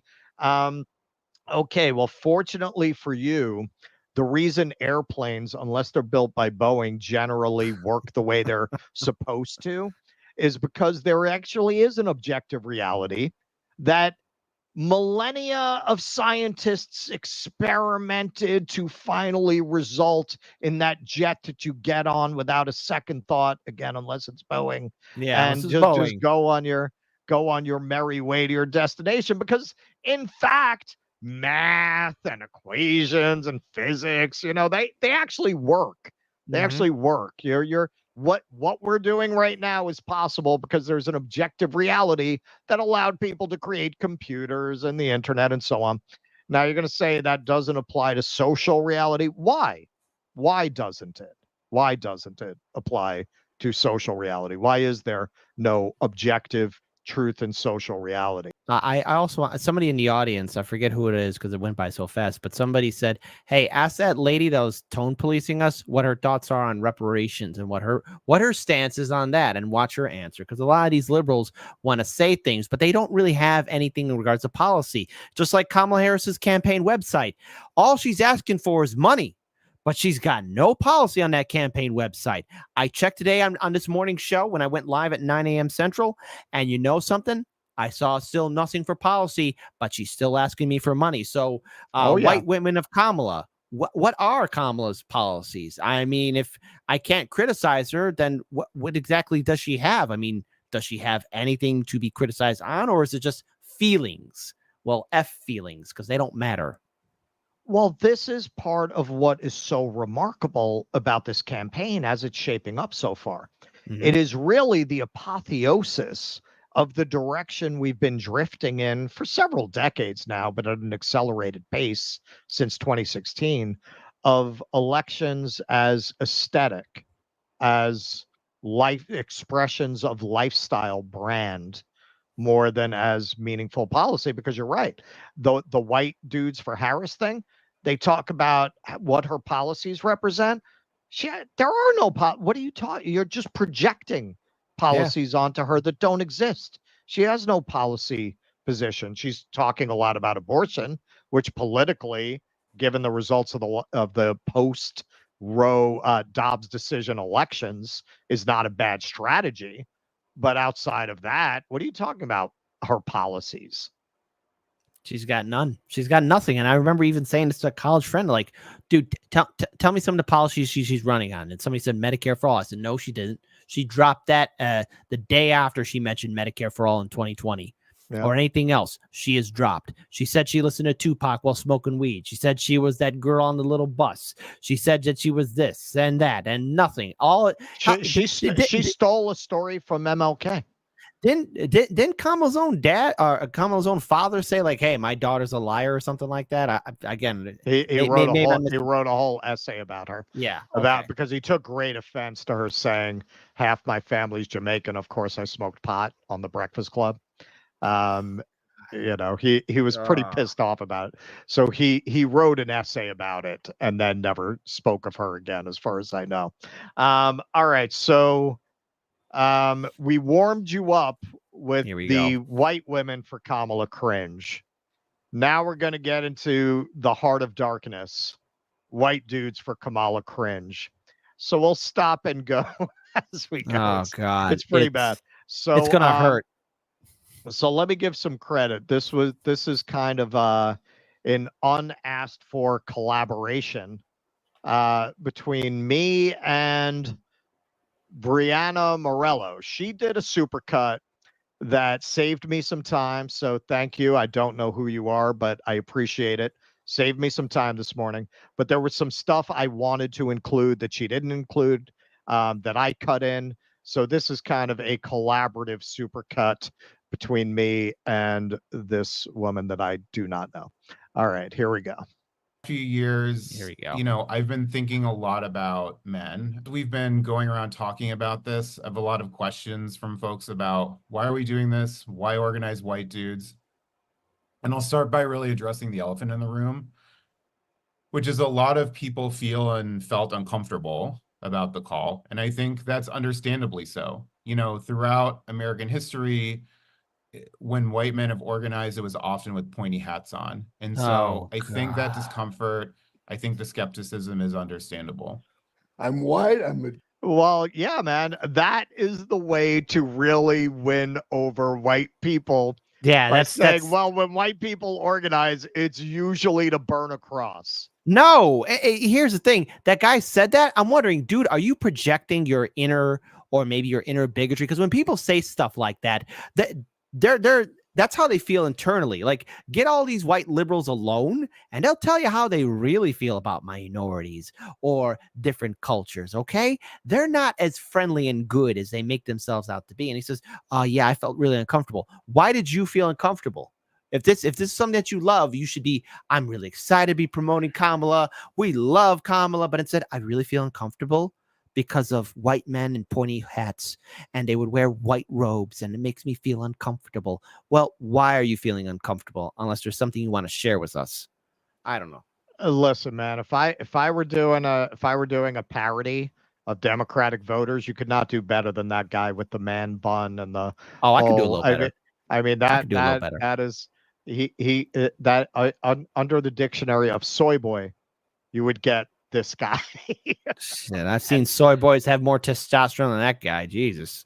and that applies to quite a few of the men that they got on this call. So Jeff Bridges, you know, Keaton is a big Lebowski super fan. Oh, so no. as I was watching this, as I was subjecting myself to this, I texted him. I said, I got bad news for you. He says, what? And I sent him the picture of Jeff Bridges on this call. And Keaton despaired. How could you? Yeah. He's down there. I'm seeing him with his little baby down there. He's with his baby down there. Very cute. All right. Let's see what the dude has to say. Dude, and I'm for Harris. I'm not sure if you guys can recall. I'll give you a little more there. I think that discomfort, I think the skepticism is understandable. I'm white, I'm a dude, and I'm for Harris. I'm not sure if you guys can recall that feeling you had on the night of Tuesday, November 8th, 2016. I do. I stood over my kid's bed and I wept. White nationalists in MAGA, they want to speak. Hey, he's not white. Specifically as white men. In the marginalized communities that educate me every single day, that this is a constant education for all of us. I've seen it with congressional leaders who have called Vice President Harris a DEI candidate.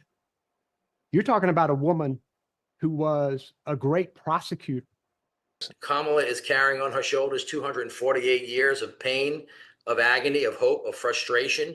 And no matter how high she jumps, no matter how many degrees she has, no matter how good her grades are, she's never good enough because they're always moving the line. Over $2.5 million raised so far on this call. And we just got a note saying we have another match in. Director and producer J.J. Abrams just told us that he's willing to give a $50,000 match. What a variety of whiteness we have here. It's like a rainbow of beige. What? Speaking of white dudes, the Pod Save America guys have a great, very easy way called Vote Save America for you to get involved. Good point, Charles. Yeah. Hey, how does this white dude get to be on a call with like the Secretary of Transportation, with, you know, Jeff Bridges, the coolest dude in the world? And I went, you know what?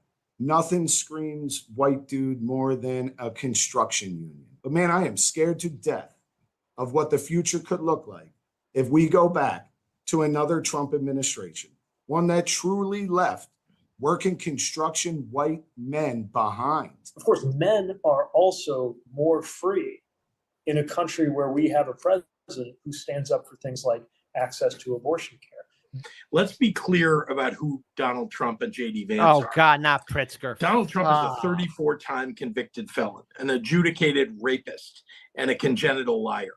He's a fraud. And J.D. Vance is his mini-me. I even created my own cognitive test that describes the two of them. Sofa, dolphin, shark, cats, convict. Real men respect women, their decisions, their careers. And it's pretty clear that Donald Trump and J.D. Vance don't. And Joe Biden. President, man. How exciting. If there is a God, she's a terrible writer. One day, we all will be asked what we did to stop this MAGA movement. What will your answer be? Imagine standing there on Inauguration Day as I get to sit next to my daughters and listen to our first Madam President speak.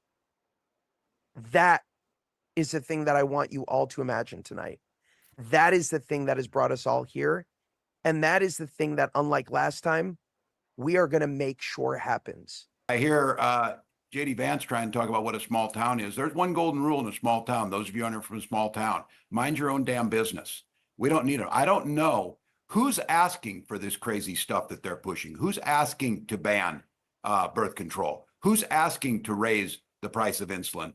I'm a Legion Club member, and none of the dudes there are asking to cut veterans benefits like Project 2025 does. Just take a moment once again just to thank Joe Biden for what he did in passing the torch and how much we appreciate that. And can you just imagine a president of the United States who puts the country before himself? After about, I don't know, 2 or 3 years. Okay, I'm gonna pause for a second here. Sam, not you, Sam. Did you put the ring on? Okay, this guy is really off the beam. I cut in a lot of him because he's nuts. Okay, the only one who made any sense was I forget his name, not Roy Miller, is that his name? Okay. The guy who says who's asking for this stuff with the IVF. I think that's a good line of attack, as I've said, because that is nuts. That was one of the only speakers who had you know who else was okay. I didn't cut in his thing because it's complicated, but the guy who played Robin in the last Batman movie. Oh, he was here too. Oh, wow. What's his name? Yeah. Gordon Levitt. Yeah, something like that. Yeah. Him. He actually, I guess his father was a businessman, and he talks about the different kind of businessmen as, you got the type who is a fair dealer, and then you got the con man, and the con man can actually make a lot of money, but they screw all their vendors. That's not an incorrect assessment of Trump. I always say this, being from New York and the kind of neighborhood where there are a lot of construction people with, general contractors and stuff. Mm-hmm. I knew long before Trump got into politics, when I was a teenager in the 80s, he had a reputation. You don't want to work for Trump because he won't pay you. Yeah. So and he was always cut corners. Like there was a documentary about how his casinos went under and a few other things too. Like he would cut corners on every single thing because he was just that cheap, and he didn't care. He didn't care. I mean, so go ahead. I thought that was one of the few sane arguments, but you can see it's imagine electing a woman. This is what I mean. It's the apotheosis of election as expression of aesthetics and lifestyle branding. It's trying to make an Hollywood election. real. It's Lululemon. It's Lululemon. I wear Lululemon. I read the New York Times. It's aesthetic. Like they don't even care that this person was not voted for, was being talked about as just a horrible, horrible politician, even by Democrats, until they made her the nominee, and now she's the greatest thing. All criticism of her is misogyny. This has been the greatest administration for labor ever. That comes up a few times. You had that labor leader talking about how nothing says white guy like a construction union. I know quite a few people in the building trades who are not white, so maybe he lives in a very white part of the country. You know what I got a problem with? It's mostly identity politics. And it's also this idea of projecting like, oh, this is the Hollywood movie. We're gonna be there historically for the feeling. Feeling. Yes, right. but never the idea of, hey, is this person qualified to sit on the throne? Because if they're not qualified to sit on the throne, your daughters might look back at you and say, that was the worst day of our life. She was the worst president. And mom says that you're not our father. So there you go. Okay, that was mean. I shouldn't say that, but come on, crying. Where were you? How did you feel on 2016 on election night? Well, I was laughing my ass off at TYT when they were having their meltdown. That was great. My only regret, I wasn't cooking myself a nice dinner. I just only had a slice of pizza, and that was it. That's my regret. And what did you do to stop MAGA? You know what? What didn't I do? I mean, I gave my fair share of warning to progressives and Democrats that if they didn't get their act together, they were going to get their asses kicked. It's not my fault that you're having panic attacks. It's not my fault that they're projecting their fears. And all what this is a self-help group to try and make people feel guilty and also tone police everybody. Well, screw that. I'm hearing guys speak, and all I'm hearing in the background is cucks. All right. You want to hear self-help and therapy? Oh, no. Sean Astin. Yeah, let's just listen to it. Of him regularly coming, he had moved back to be with my dad on the East. All right, so he's talking here about his brother had a drug problem. Okay. And joined a men's group. Oh. After about, 2 or 3 years of him regularly coming, he had moved back to be with my dad on the East Coast, but regularly coming back, and you'd kind of be like, oh, do you have work? Like, what's going on? He was always coming back to be with his men's group. I think they had more than white men in that group. The idea that men can gather to talk about how we feel. Interesting. Kamala Harris smiles. She laughs. She dances. Oh, God. She has joy. She's alive. And they try and ridicule her for that. And they try and undermine us for that. This is a serious person. What I tell people is you don't have to read all 900 pages, but Google Project 2025. It's more terrifying than anything that Edgar Allan Poe or Stephen King ever wrote. The idea of firing 50,000 civil servants and putting in loyalists who, the prerequisite is you have to believe that the 2020 election was stolen. My name is Scott Galloway. I teach at NYU. I am. All right. So that's going to be a whole other segment. We're going to do Scott Galloway in his entirety. That'll be the last segment of the day. I'm feeling so much cuckery, so much cuck energy here. It's just like, guys, get off your feelings. So what? Kamala can dance and sing. Who? Yeah, she's doing that because she's clearly panicked, okay? Because I think it was Tulsi Gabbard who mentioned it, that the reason why Kamala laughs so much is because it's a nervous tick. It's how she deflects from a tough question. She does that to boost her up so that she can answer the question. All it is just her nervous tick, and that doesn't. Did Julius Caesar ever dance before his troops? Did the Queen of England, did Queen Victoria dance and sing? No, they didn't act like Nero clowns. did. Oh yeah, Nero did. Well, yeah, but when Nero did it, you had to go along with it, or you're gonna get fed to the lions. Yeah, Yeah, exactly. So, yeah, there you go. Yeah, well, they're trying to deal with the fact that they've got a big bowl of shit to sell to the public. Yeah. So they're trying to deflect the well-known criticisms of her. So she did an interview talking about how her mom had a big laugh, and I used to see her and her friends having this big laugh.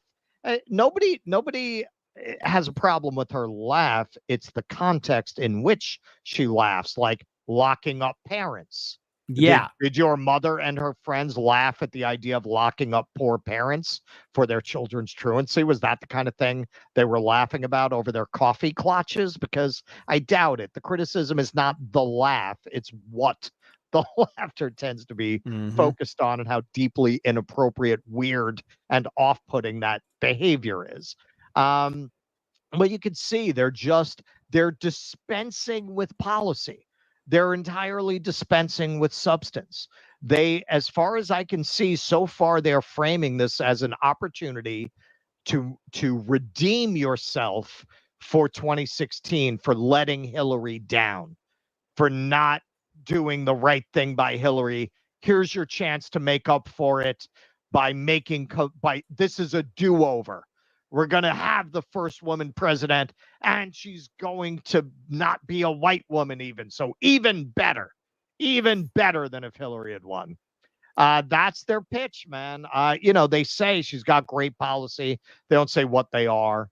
They try to address her record as a prosecutor by making it a positive without ever getting into the details of it.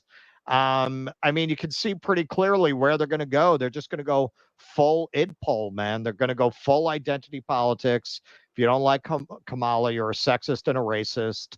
And we have to do this because we messed up in 2016, and this is our chance to have a do-over. This is Rocky 2, right? This is where she wins at the end.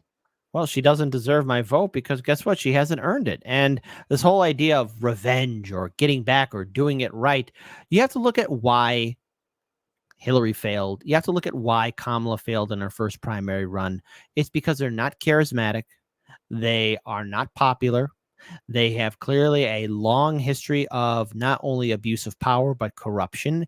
And people, thankfully, still have their sense of smell. Now, unfortunately, there's this massive Hollywood moment, or this honeymoon moment, in which Kamala Harris is being gifted by Hollywood, by the corporate media, by the Democratic establishment, and by Vote Blue no matter who sycophants. But you can only cover this for so long, because Kamala's actions, and especially how she composes herself, especially during a debate or anything else, it is extremely questionable. And you can have all the white guys up there. That's not going to make me feel guilty about criticizing Kamala. And I don't care if they say like, oh, well, you're a bad man or you're helping contribute. No, I'm not. You know who's helping contribute to the rise of Donald Trump? It was the Democrats. You want to know who's helping contribute to the rise of all the criticism towards the liberal Democrats? It's the liberal Democrats themselves. Okay, yep. Democrats did this to themselves, and you have to live with it. It's either you learn from your mistakes or you keep making it over and over again and deflecting and blaming. Democrats, you're acting like addicts. You're trying to find excuses so you can get that next big hit. What? The next big hit is the first black woman to be president. Are there qualified black women to be president? Absolutely. Is Kamala one of them? No, because she has a history of corruption. She is as neoliberal as it can get. And you got to look at corruption. It comes in just like evil, corruption and incompetence comes in many, many forms. And Kamala is one of them. She is one of those failures. Just because she fits all the identity boxes doesn't mean she's qualified, because actions speak louder than words. Don't give me statements. Show me your deeds. Show me your actions, not your words or false promises. I want to see something before you earn my vote. And Democrats, Kamala shows me nothing, just like how Joe Biden shows me nothing, just like Hillary Clinton shows me nothing. You have to earn it. If you can't earn it, then don't bitch at me when I don't vote for you. Well, that's what I'm saying. They're dispensing with all that. And they want to have an election, and perhaps partly because of what Keaton was talking about before, they want to have an election on a culture war basis. They don't really want to have an election about policy. They want to have an election about that. I won in the parts of the country that are growing, where the GDP is highest. They want to have an election on that basis. They want the PMCs versus the MAGA troglodytes, and they think they can win over enough of the suburban white women and, you know, kind of Mitt Romney Republicans. It was the same playbook as with Hillary. It's just this, they've gone to a new level of dispensing with the pretense of needing to run on substance.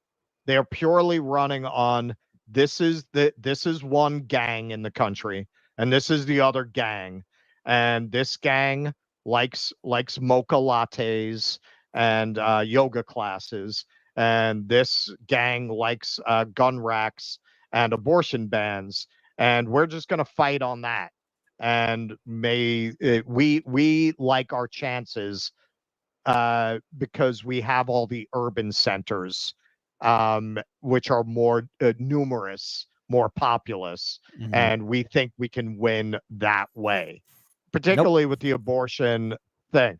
The guy who, you know, talking about the pointed hats, the host, when he continues, he talks about how you know, white men basically turned out to too much of a degree for Donald Trump and not enough for Democrats, and this is the chance for white men to make up for it and do the right thing. Okay. But what white men that you don't already have does a pitch that starts with white men when they get together? It's usually for a Klan rally. Yeah. Who are you winning over? What white men are you winning that you don't already have with that pitch? Could I also add into this too? Because let's face it, like, you know, no one is the same. We are all different. Russell, we have our own different opinions and perspectives and points of view. But, you know, to that white guy who said, hey, when white people get together, they get together and point hats. Say that to the white men who are also married to black women or Latino women. Are you really going to say that to them? Because the thing is, some of them might not be Democrats or Republicans. They might be independents or people who don't vote at all. So in other words, are you projecting onto them that if they get together, they're secretly this and that? When you make that broad stroke, you're saying to every single white guy, when we get together, we're doing that. Last I checked, didn't the KKK start under the Democratic Party? I mean, according to the big old book of words called the history book, that's how it happened. That's where it originated from. So what are you trying to say there, Mr. Man Bun? That's my problem when I hear something like that. Like, whenever white person gets together, they do that. Really? Well, this is the whole postmodern turn. This is the Kendi and the D'Angelo stuff. Everyone's a racist. Which, you know, why do they push that over Martin Luther King's very hopeful vision of people being judged by the content of their character? Because these people make a lot of money ginning up racial tension. They don't want a view of racial division that has a resolution. They want it endless. That's their grift. They want it to be like sin in the Catholic Church. It can never be resolved, right? It's like the war on terror. These people make a fortune off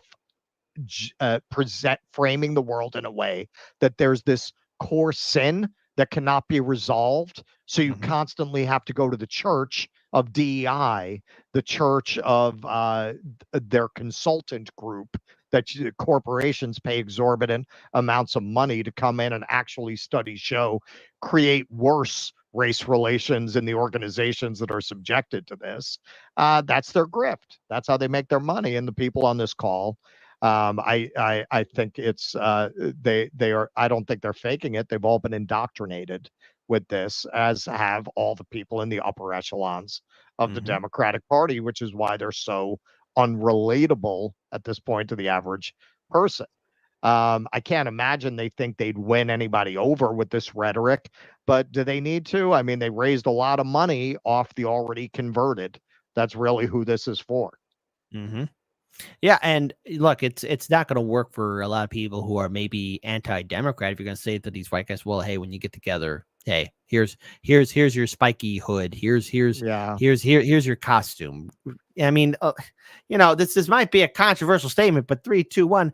Not a lot of white people like the KKK, okay? Because they were doing a lot. They did a lot of terror across the country to a lot of people, right? And yes, they really harass black people in this country. But when people did stand up to them, especially when those white people stood up to them, that they went after them too. So I mean, this whole broad stroke of going after somebody because of identity, it's like projecting. And the thing is, like with all these liberals, my biggest warning to any activist group or organizer is beware of the person who projects too much or says too much. Beware of the person who says that they hate themselves because of this and that. Beware of people like these liberals who are trying to project this kind of guilt, because you know what? They're hiding something in their closet too. They're not as holy as they make themselves out to be. There's utter hypocrisy there. Well, of course there is. That's man. I've lived in Harlem 17 years. I don't see any of these people here. It's true. It's true. I don't see these people living in this neighborhood. Yeah. Not even now. It's somewhat gentrified. That you still not those people. Yeah. Well, also, wait. You brought something too. Gentrification. A lot of those white people, live in gentrified neighborhoods. But the black and brown communities get displaced. Over here on the south side, there's a place called Pilsen. 10,000 people have been living there for generations. We've been covering it. In the early days of Hardlands media, people got displaced. Guess who moved in there? Very rich, affluent white people. Wow. How surprising. Ask me where I'm staying when I come to Chicago. Yeah, you horrible person, you're canceled. Hey man, I don't know Chicago like that. I looked up stuff on Airbnb. Now you're really? Me, oh like, wow. Yeah, okay, yeah, dude. Yeah. Hey, I'll tell you the whole story about Pilsen, man. I even got a great story about the early days of Hardlands Media when me and Daniel were in the field, man. Oh, I got it's pure gold. You'll love it. I picked it because it's close to the convention center. Smart move. Smart move. Hashtag I'll confront you. I'll be like, what's it like supporting gentrification? Hey man, I was living in Wicker Park in the 90s, so I already did my bit. And Wicker Park has greatly changed too. Holy cow. Well, I'm sure it is. I was looking it up on the map and I'm like, yep, they got all the trendy little stores there now. Absolutely. I was there when it was in transition. When it was the gentrifiers versus people who had been living there for generations. All right. So we better move it along. All right. Spice Insights podcast. Have you considered they're going after Vance because he's a threat?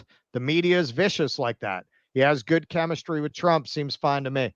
I mean, Spice, we're the last people to take the media at face value.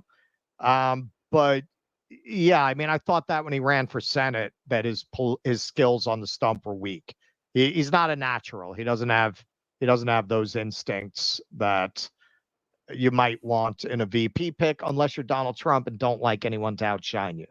See, that's what I'm saying. For Donald Trump, that's not a bug. That's a feature that he's not strong on the stump. He doesn't want anyone who's gonna make him look like the second banana. Amadeus, outlaw satire, that'll work. Not theater and a fire. Kit has what we call a touch of the tism. Oh, you're saying I'm autistic? Okay, well, not now. I'm not. I know a couple people who are. I've never heard that. Yes. All right. FDR Fireside Chat on expanding the Supreme Court is here on YouTube. March 9th, 1937. It's very compelling in my humble opinion.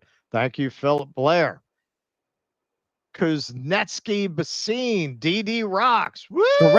Correct, man. Rock and roll. Great stuff. Good stuff right there. Hang on. Hold on. Philip Blair. There we go. Gustav Holst's 1917 song Mars was inspiration for the Star Wars Imperial March, aka Darth Vader theme by John Williams. Give it a listen. Thank you. That's I'll check interesting. it out. Okay. I never heard that. Blunts and Otters. God Emperor Kit. What you think about New Haven pizza? Well, first of all, I am not a heretic. There's only one God Emperor, and he sits upon his golden throne guiding humanity. I'm more than happy to be his herald. As for New Haven pizza, it's actually on my list to try it out. So very soon I can give you my full review. I will not sit here and lie since you invoke the God Emperor of mankind's name. Long may the Imperium last. Death to the heretic, the mutant, the Xeno. All right. Leprechaun Alley. Shh. Don't tell anyone. Almost no one finds white women credible, not even white women, but they think they are. Thank you, Leprechaun Alley, for the 1999. All right, Mark P. Thicot, SEK 200. What currency is that? Gustav Holst is a composer. It said inspired Williams' Star Wars score. I don't know if it's true, but it's very similar, especially the piece Jupiter. If you like the Star Wars soundtrack, I think you'll like Holst. All right, thank you for the tip. Sparky, $2. France and Italy are great for food too. Amadeus. All right. See, I told you they were evil. Video evidence. All right, Cool Blue 71 199. D's do therapy sessions and assume people will join. I mean, yeah, especially Sean Astin. He was really embarrassing. Oh God. He was something else. By the way, SEK is actually Swedish currency. And also somebody saying, first of all, Star Wars and Warhammer 40K are two different things. When you talk about the God Emperor of mankind, I'm not talking about that wrinkled scrotum known as Palpatine. I'm talking about our glorious overlord, the Emperor of mankind. Two different people altogether. Just throwing it out there. All right. Eric Rousseau, $5. How many cocks must she cackle to ascend the U.S.? All right, Eric. Cool Blue 71 199. Will Kamala D solve inflation before 11/5/2024? My inflated money says no. Eric Rousseau, $5. No junkless Ken doll Kyle in that What is a Man men's group. Oh, Kyle wasn't invited. Well, because Crystal made sure that he had to take his nap. That's why. All right, Rumble Rants. Thank you, Keaton. My real name, $5. The moral of that story, don't downgrade your fucking pizza, tourists, or not. Damn right. Damn right, because now how many thousands of people have I told not to eat John's Pizza in Midtown, right? Ellen Jimerson, $1. Russ, remember I cautioned you about Commander's Palace? Did you eat their review? You know what? I did not eat at Commander's Palace because I looked at the menu and they were doing a nouveau thing. I was like, if I want some kind of nouveau Cajun fusion shit, I live in New York. I can find that. I want the real stuff. I went to Antoine's. You know, like if you go to these really old school places that have been there for over 100 years, yeah, they make it. But I'm saying if you just went to a hot dog stand the first time I went there, the food would be good. Places I would still recommend in New Orleans, Arnaud's, Antoine's, Felix's. If you don't want to spend a lot of money, Felix's seafood in the quarter is pretty good. I went to Dookie Chase's, but they're closed now. Their stuff was had a fire or something, I think. That's a legendary gathering place for the civil rights movement. It's been there forever. That's still good. Dookie Chase's. What was the one? Mother's. I love Mother's. That's another old school place. Get the roast beef sandwich with the resin. You can't go wrong. So there's still stuff there. I'm just saying it's not what it used to be where it was just every place was food heaven. Now most of it is like, yeah, the tourists, they don't know any better. People told me to get the people from there agreed with me. That's how I know this is not just, I don't know what I'm talking about. Like people there told me that. Yeah. But they said you want to get the real stuff, you got to go outside New Orleans. And I'm sure that's true. I'm sure if you go into the surrounding area, you can still get the real stuff because they know they don't have to make the real stuff. And it's cheaper, I'm sure, to make the not real stuff. All right, the Snuggler 83. I absolutely loved Kit in Portlandia. I can't be the first person to notice that Kit could stump double for Fred Armisen. Well, I've never seen Portlandia, but I've heard about it. But you know what? I could add it to my roster. I've been a part of 2 music videos and 2 voice acting gigs. So you know what? Hey, look out, IMBD, or however you say it, IMDb, whatever internet movie database. You know, I'm making my mark. I'm making my mark.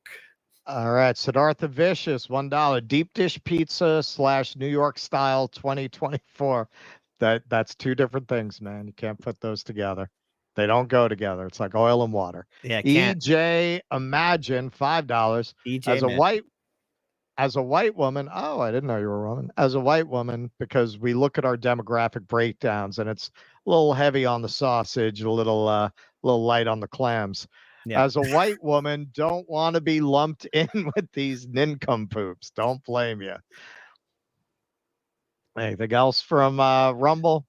All right, Kinky 2. I think we need to hear from the Coen brothers before we decide who to vote for. That, you know, man, a lot of these Hollywood people you think you admire, you don't want to hear their politics because it'll break your heart, like Jeff Bridges there. J.K. Michael, 1167, $5. This just proves that actors do not have to be very intelligent. You're singing my song, man. I've been saying that for a very long time. That when I see how these famous actors behave, I say, having been around actors all my life, that totally adds up. You get these people and you give them money and fame, and they start feeling themselves. They act like that without money and fame. You give them money and fame, it's just match on gasoline. Shady Deals, $3. What is your favorite chapter, Kit? Right now it's the Black Templars, then comes the Flesh Terrors, then the Ultramarines, the Blood Angels, and then finally the Salamanders. So there you go. Right now, Black Templars for life right now. The Snuggler, 83, $2. You don't get convicted of a crime until you're sentenced. I do an internal lawyer scream every time I hear convicted felon Donald Trump.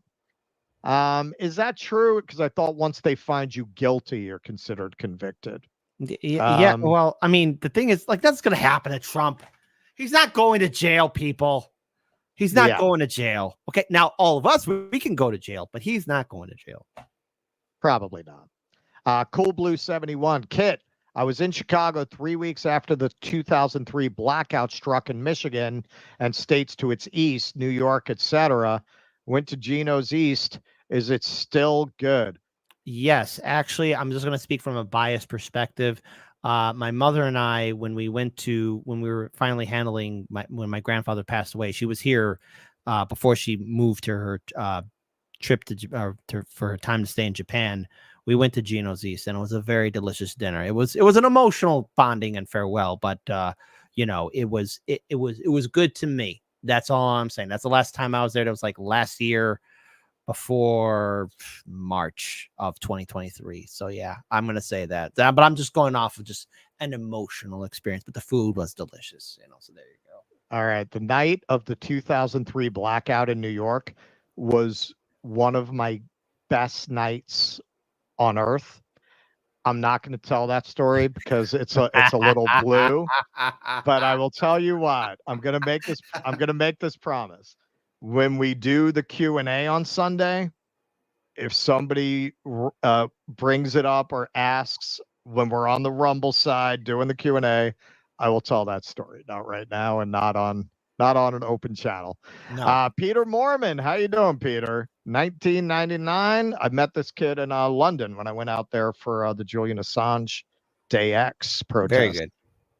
Accidentally stumbled my way into a private Ukrainian church fundraiser and was not kicked out because I went to high school with the daughter of one of the main funders. Took some very interesting photos. I'll send you guys. I'll be watching for that. Thank you, Peter. Is that it, Keaton? Is that the end? This is the end. My only friend. Yeah, listen, man, we're running pretty long, as you know. Keaton's had 2 years of practice of keeping the show tight. I'm just getting the hang of it. My real name, $5. I've been trying to eat healthy and avoid carbs. All this pizza talk is taxing my self-control to the maximum. I'm weak. Listen, tell me about it. I have lost 20 pounds since I got back from LA in May. And and part of the way I've done that is I have not had any pizza for 2 months. So when I go out to Chicago, that's going to be my first pizza. We're going to make them fat. We're going to make them fat. You can Get fatten me lazy. up. That's it. See, I'm getting down to a weight where I can afford to put on a little bit. All right. There you go. I'm 10 pounds off my target weight right now. All right. So don't forget to like and subscribe. And if you're not already a patron, please become a patron. That is what allows us not only to do the show, but to do all our extracurricular activities like going to London to cover Day X, and coming to Chicago soon to see Kit and cover what is sure to be a very interesting convention. Yeah, we're gonna have to plan to cover that. Yeah, because they're gonna be road blocking everything, and I'm figuring like even then, like I'm gonna have to take public transportation and then hot footed to meet you guys there because I don't want to risk my car getting towed away. I just know for a fact they're just gonna be absolute jagoffs there, and the United Center and McCormick Place, I'm already seeing security being set up around that area. They're already, wow. Yeah, no, they're getting ready because there's protester groups that signed up to protest against the DNC, and they want them out of sight, out of mind. So if they're willing to do like, hey, if you don't live in this area, you're not coming in here. So I've said to my audience like, hey, we're gonna do the best we can to cover it. Daniel's gonna be with me, so we just got to figure out how we can cover this thing, but they want that thing tight. And if they want that thing like as unbreakable as possible, it means that they just want this to go on with no interruption and have a narrative of, look at all the peace and love here, which is never going to fly. I am already assuming most of my coverage is going to be interviewing, people who are there to protest. Yep. Interviewing people who are there to support. I'll do that too, obviously. And ancillary events, like I'm going to go to the Jill Stein event that Nick and Shama are going to be at. I'll be covering things like that. But I mean, I'm not getting in. Jimmy got a press pass to get in. Wow, I'm impressed with that. I didn't bother when you told me you couldn't get one and you have a Chicago press pass. Yep. I was like, yeah, they're not giving me one. I got it right there on the windowsill, Chicago Press Pass, me and Daniel. Yeah. And when I applied in, I said, like, look, I got a TV show, I got a YouTube channel. I've done this for like 7 years now. And they were like, we're right now really keeping things locked down. When I went to speak to other people who have like, radio programs and TV shows here in Chicago, maybe not the big ones, and they couldn't get in either, they are doing everything you can to make sure that is just on lockdown. That's why I didn't even waste my time. I'm surprised he got one, but good. At least one of us will be on the inside. Good. Blash Boss EGP 59.99. I'm a female Egyptian, but Patreon won't take EGO. Is that you mean the currency? I mean, I guess they did because you were able to super chat. All right, that's it, right, Keaton? All right, cool. Thank you very much to Kit Cabello for joining us today. Absolutely. Don't forget, 2:00 tomorrow, we got a patron show. If you're not a patron, become a patron so you can hang out. We had to hold that Scott Galloway piece. We'll probably do that on the patron show.